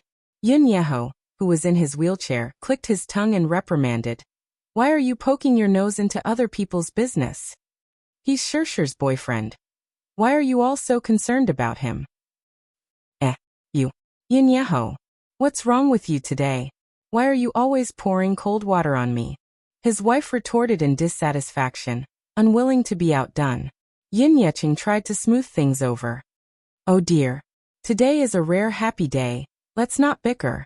Yun Yeho kept quiet when he heard that. His wife snorted and muttered something under her breath. Her voice was so low that no one could hear what she was saying. Mu Yaja and Yun Shershir soon arrived at the private room. However, before the two could take their seats, Yun Qingmiao asked Mu Yaja curiously. I heard them calling you Chairman Mu earlier. Are you a big boss? Yun Shershir furrowed her brows in discomfort. Why is this woman paying so much attention to Mu Yaja right from the start? She cast a sidelong glance at a certain man, but her brows relaxed. It was not surprising though. After all, this man was a magnet for bees and butterflies. Putting aside his handsome looks and impressive family background, just his noble aura alone was enough to move one's heart. He was indeed not someone to be worry-free. Mu Yaja looked up at Yun Qingmiao. Initially, he wanted to ignore her, but with so many pairs of eyes watching, he could not appear too cold. Hence, with a smile, he said casually, Everyone in this hotel calls me boss. Yun Qingmiao had a feeling that he was hiding something. Just as she was about to question him, Xiang Yu beat her to it. I heard the lobby manager calling you Chairman Mu earlier. Hehe. I still don't know your name, so can I call you Xiao Mu? Mu Yaja nodded. Xiang Yu smiled in satisfaction. Yun Shershir on the other hand snickered. Xiao Mu? This title really made one not know whether to laugh or cry. If all of Dixing's subordinates knew that their boss outside, they would be in the wind. They would be in the wind. Yun Yeho quietly sized him up and exclaimed in admiration. Xiao Mu, you're really tall and handsome. Plus, you're very polite too. Xiang Yu added. That's right. To be able to find someone like Xiao Mu, there must be smoke rising from your ancestors' graves. Yun Shershir frowned. Her aunt's words were inappropriate and should not be said in front of so many people. However, after thinking about it, she did not pursue the matter. She heard that this auntie had not studied for many years and was not particular about her speech, so she could only let it pass. Yun Yeqing, on the other hand, remained silent. From the moment Mu Yaja entered the room, he had been sizing him up without a word, as if he were facing a formidable enemy. Today, when he returned to the capital, he did not expect that a prospective son-in-law would appear out of nowhere. This caught him a little off guard. Thus, he had yet to digest it until now. Chapter 1657. As they exchanged pleasantries, the dishes were served one by one. Everyone chatted as they ate. For some reason, though, Yun Shershir had a feeling that the topic at the table revolved around Mu Yaja. Even though Mu Yaja was unwilling to pay attention to it, he still maintained a courteous look on his face. She asked, Little Mu, how old are you this year? Mu Yaja answered, 28. She exclaimed, Oh dear. I really couldn't tell at all. I thought that you're only 22 years old today. That means that you've already had some aspirations of entering society. Mu Yaja answered, I started working when I was 20. She lamented, Does that mean that you didn't make it to university? Yun Qinli replied, Sigh. I didn't go to university, either. I got in but I couldn't afford the tuition fees, so it was delayed. As she spoke, she did not forget to secretly shoot a resentful glance at her father and Yun Shirshir. Yun Shirshir, who was busy taking care of her father, did not notice her sister's gaze. Muyaja answered, I did go to university, but I finished all my studies when I was 19. Her eyes widened in shock. Which university are you from? Muyaja answered, Stanford. Her eyes widened. Why are you tearing up the blanket? Muyaja patiently answered, Stanford. She frowned. I've never heard of that university. Yin Qinli, who was standing at the side, felt a little embarrassed and quickly tried to smooth things over. Mom, he's talking about Stanford, a very famous university in America. Stanford. Oh, I see. She rubbed her hands together uneasily, clearly feeling a little embarrassed. Yun Yeho suddenly said, Shirshir, you should be 23 years old today, right? Yun Shirshir looked up and smiled. Uncle, you must have remembered wrongly. I'm 24 this year. 24. Yun Yeho slapped his forehead. Oh dear. I remembered your birthday wrongly. At the side, Yin Yeching said, Have you forgotten? When you came over, Shirshir hadn't even gone to college yet. Yin Yeho said, So Shirshir, you're a year older than Qinli. Qinli should call you big sister. Yin Qinli was surprised. Shirshir, you're older than me by a year. What a blunder. Sister Shirshir, I'll have to call you sister from now on. Soon, the topic was back on track. Alas, the two sisters still paid more attention to Muyaja. From time to time, they would ask questions such as, Do you have a house in the capital? Do you have siblings? And what are your parents' jobs? Muyaja answered them one by one. However, he didn't answer in detail. Yin Qingmiao, on the other hand, was calculating in her heart. Good family background, a house in the capital, a stable job and a high income. He's a pretty good man. Who knows, he might even be a novice. After all, the watch on his wrist can't be fake. His family must be very rich to be able to afford a 1,000,000 yuan watch. Yin Qingmiao took another look at Yun Shirshir and secretly sized her up. It was no wonder she could find such a good man. She's good-looking, sweet, and knows how to coax people. Such a personality is the most pleasing to men. Yin Shirshir could only feel her sister's piercing gaze on her, which made her feel a little uncomfortable for a moment. He was also secretly calculating in his heart. It seemed that he had to arrange another place for them to stay. Chapter 1658. It was better not to bring relatives over for the time being. They would start gossiping again if they saw the two children at home. She could not be bothered to deal with them. She was not afraid of getting pregnant out of wedlock. Rather, she was afraid that this auntie and her two sisters would say something hurtful in front of the children. Even if it was unintentional, she would not allow it. Hence, after dinner, Yun Shirshir decided to arrange for them to stay in a hotel for a few nights. She would make proper arrangements for them once she found another place to stay. Driving to the hotel, she arranged 2 rooms for her mother, Yin Qingmiao, and Yun Shirshir. The latter asked curiously, why are we staying in a hotel? Mom, the housing prices in the capital are so expensive. Sister Shirshir's house is small and can't accommodate so many people, so she arranged for us to stay in a hotel first, said Yun Qinli. Her mother smiled at that. If you ask me, the capital isn't as comfortable as our hometown. There are so many rooms back home. It's the same for all of us. The housing prices in the city are indeed frighteningly expensive. Yin Shirshir could only say, Auntie, Sister Qingmiao and Qinli, let's just make do for tonight. I happen to be free tomorrow, so I'll bring you guys to look at the houses and arrange for your accommodations before making other arrangements. Her mother nodded but suddenly asked, How much does a night in a hotel cost? I don't have much money on me. She had a bank book with her, and it contained tens of thousands of yuan that her father had returned to her. She could not bear to spend it, so she deliberately said that. Yin Shirshir said politely, I've already paid for your rooms, so you guys can stay here without worries. Okay. After leading them to their respective rooms, Yin Shirshir was finally able to leave. She then drove the two back to Xiangti Walk. Along the way, Yun Yeho dozed off in the back seat. He was indeed tired from the long journey. Yun Yeching, on the other hand, was not sleepy. Taking advantage of his brother's nap, He sat in the front passenger seat and suddenly turned to ask, "Sure, how far have you gone with him?" "Dad, what do you mean by that? Have you slept with him?" Yun Yecheng paused for a moment before asking bluntly, "Did you sleep together?" Yun Shirshir blushed. After a moment of silence, she nodded awkwardly. Yun Yecheng's face turned ashen when he heard that, but he could not bear to reprimand her. Instead he sternly said, Sure, it's not that Dad wants to chide you. You're too muddle-headed. You haven't gotten married and you haven't even gotten your marriage certificate. It's not right for you to be living together. Dad. It's not that Dad doesn't know some things. He's just pretending not to know. I know very well who that man is. Yun Yecheng suddenly said in a deep voice, his eyes full of meaning. Yun Shirshir looked at him. Dad, what do you mean? Yun Yecheng did not intend to hide it from her, and went straight to the point. He's Yu's biological father, isn't he? How did you know? Yun Shirshir turned pale with fright. Yun Yecheng did not know whether to laugh or cry as he asked.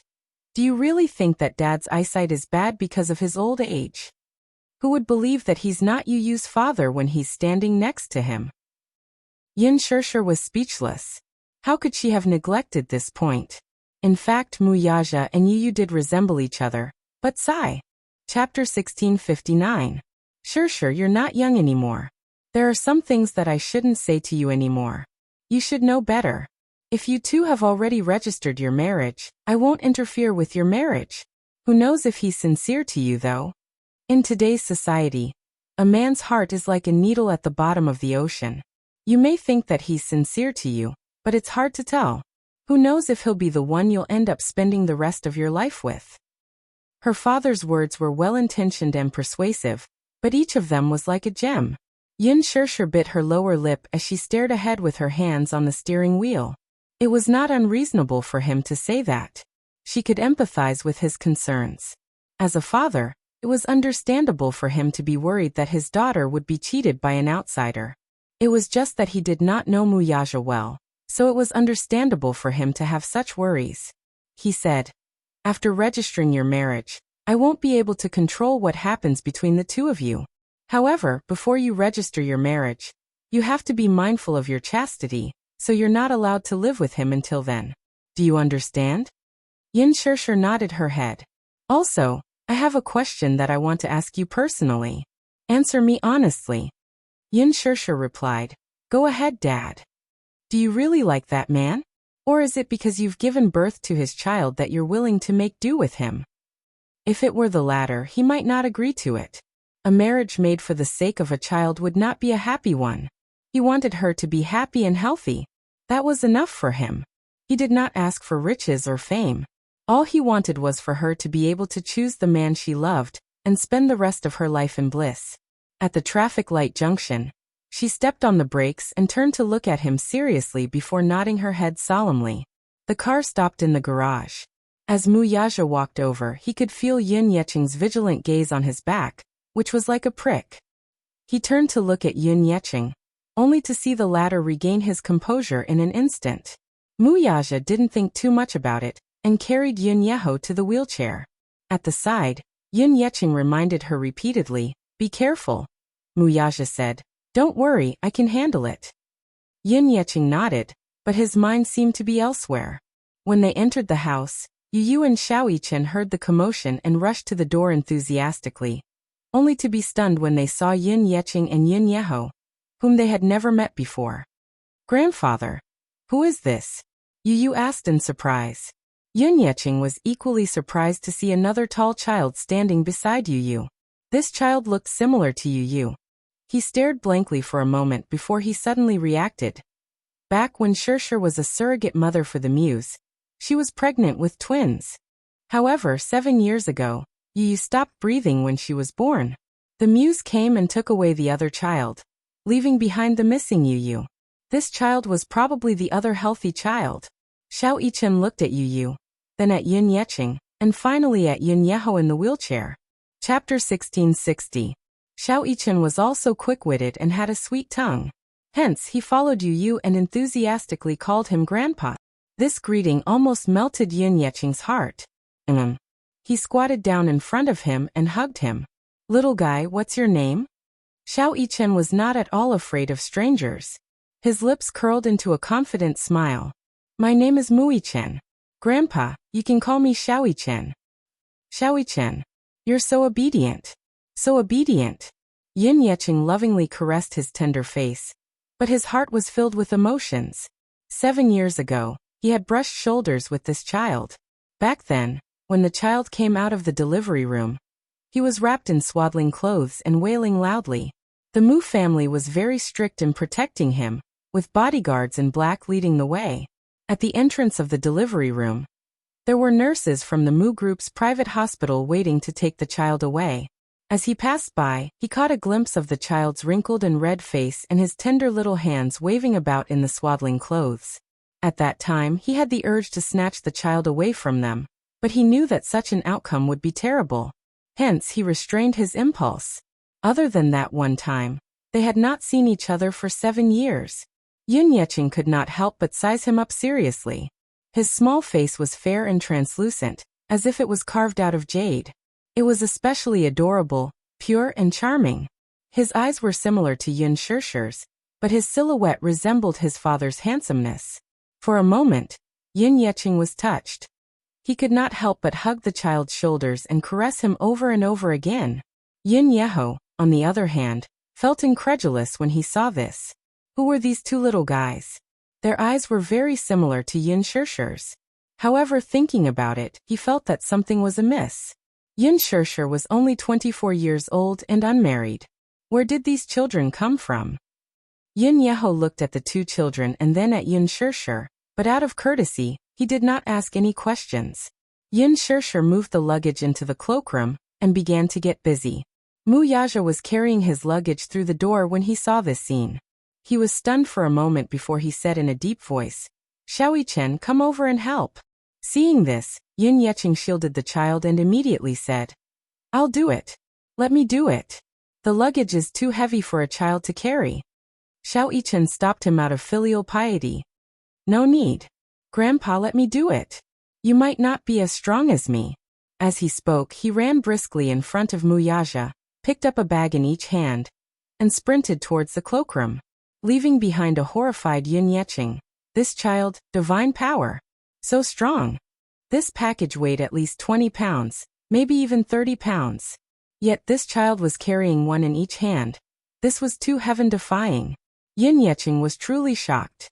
Mu Yaja looked at Yu again. The latter's expression froze before he pretended to hold his stomach and said, Daddy, my stomach hurts. With that, he pretended to hold his stomach and went to his room to slack off. Mu Yaja. This rascal. Can't he find a decent excuse to slack off? After the luggage was settled, Yin Yeqing pushed Yin Yeho into the room. As soon as they entered the room, Yin Yeho hurriedly asked about the two children. Chapter 1661. Yin Yeqing did not hide anything from him and recounted in detail how, 7 years ago, the Yin family was facing bankruptcy and was burdened with debt. She had done such a foolish thing for the sake of the Yin family. Yin Yeho was so touched that he could not speak a word. He did not expect Yin Shishir to do so much for the Yin family though. In his heart, he had a very good impression of this child. On the other side, Mu Yaja was about to go to bed when Yin Shishir stopped him at the door and said, You can't stay here tonight. What's wrong? Mu Yaja narrowed his eyes dangerously. Are you chasing me away? Yin Shishir blushed and explained, I don't mean to chase you away. Don't misunderstand. Then, what do you mean by not staying here tonight? Mu Yaja sized her up and asked in a deep voice, Woman, are you thinking of rebelling? Yin Shishir lowered her head and hesitated for a while before she stammered. My dad just said, we haven't registered our marriage yet, so it's not official yet, so, it's inevitable that people will gossip about us if we stay together before we get married. Why don't you go back first? Mu Yaja snorted, but his tone revealed his dissatisfaction and domineering. Who dares to gossip about you? Whoever dares to gossip can come forward and try. Yin Shishir glared at him. All right. It's late now. You should go back and rest early. I'll wash up and get ready to rest too. Mu Yaja furrowed his brows, his eyes showing his displeasure. This is my house, he added. I've already proposed.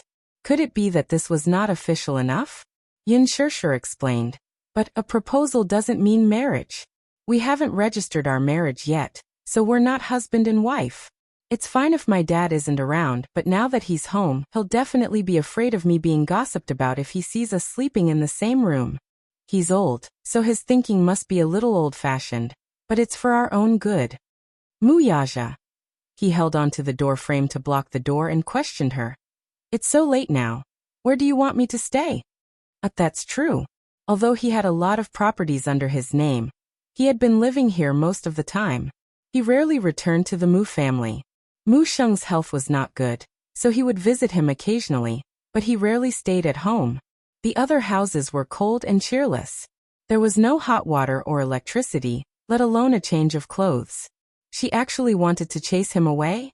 She pointed to the ceiling all of a sudden. Why don't you go to the second floor tonight? Mu Yaja's brows sank as he spat out a few words through gritted teeth. Yin Shirshir? I don't care.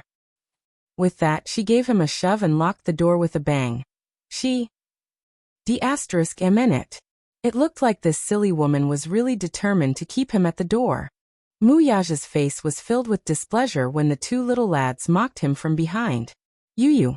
Oh daddy, so pitiful. Xiaoyichen, so pitiful.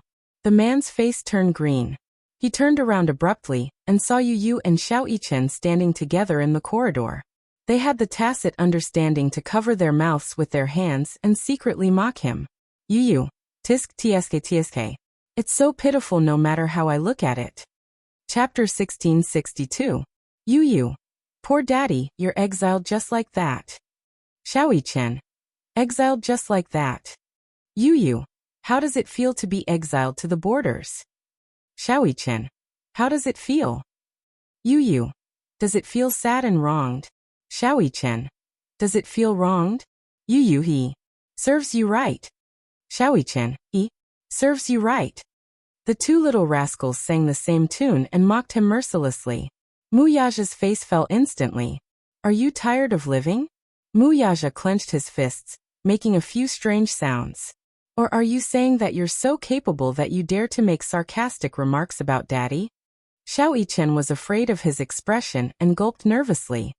He recalled the suffering he had suffered at the hands of Muyaja in the past.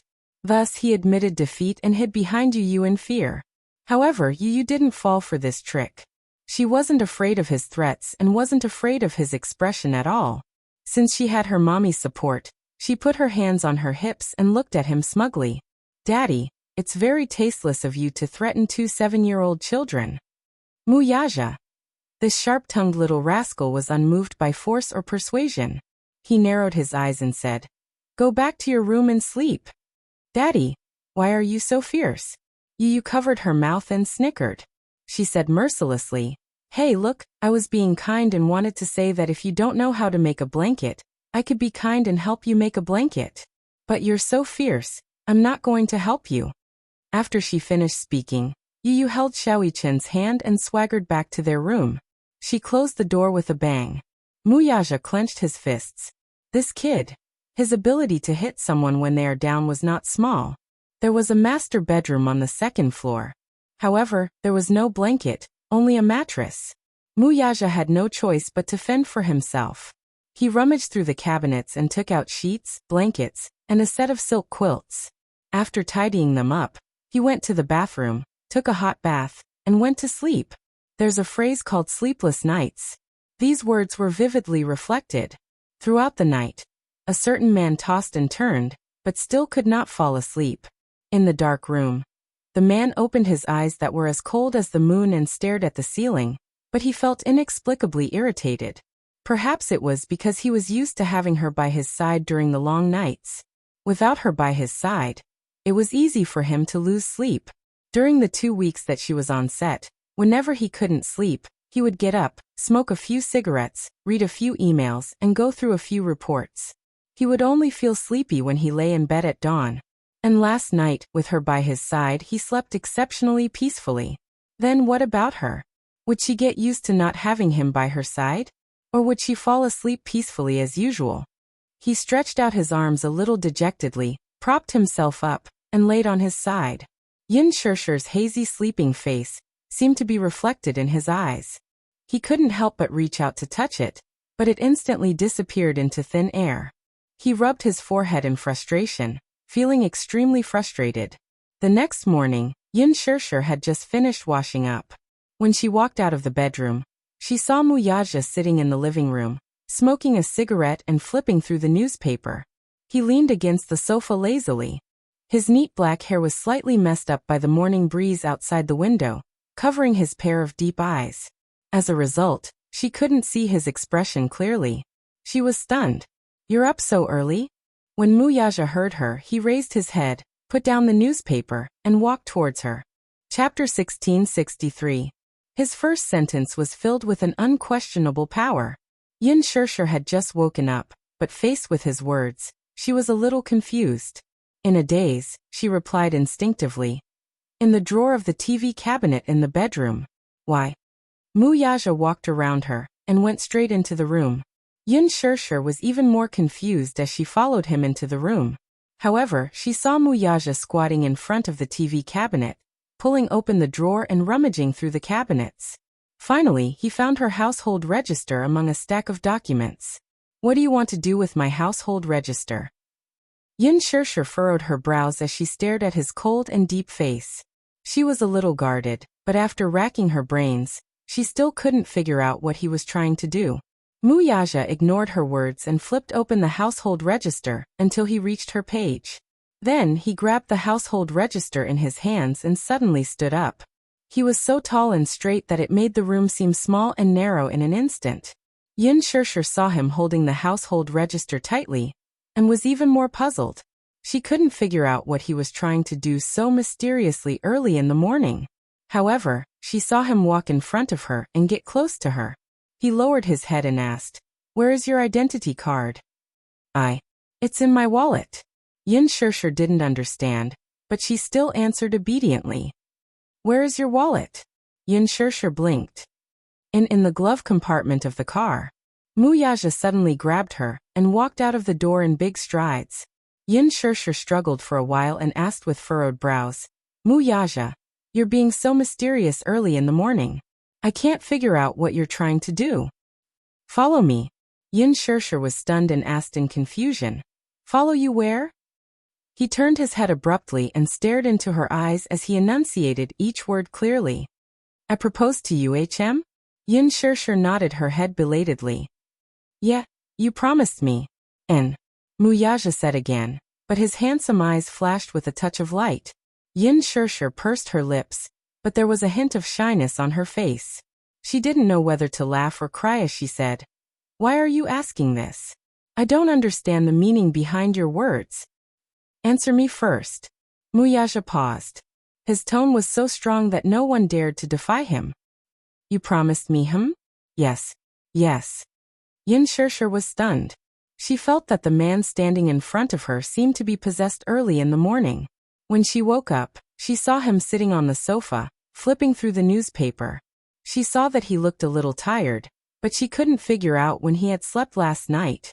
Hearing this, Muyaja suddenly gave a deep smile and raised his brow elegantly, forming a beautiful crease between his brows. "Then follow me." With that said, he held her hand and was about to walk out of the door. His strides were extremely long, and he walked with his head held high, as if he couldn't wait to do something. Yin Shirshir found it difficult to keep up with him. She stumbled and staggered a few steps. She said in annoyance, "What exactly is it?" "To the Civil Affairs Bureau." These 4 short words made Yin Shirshir completely confused. What? Civil Affairs Bureau. Perhaps his decision came too suddenly, so she was stunned for a long time. Suddenly, she asked a question very foolishly.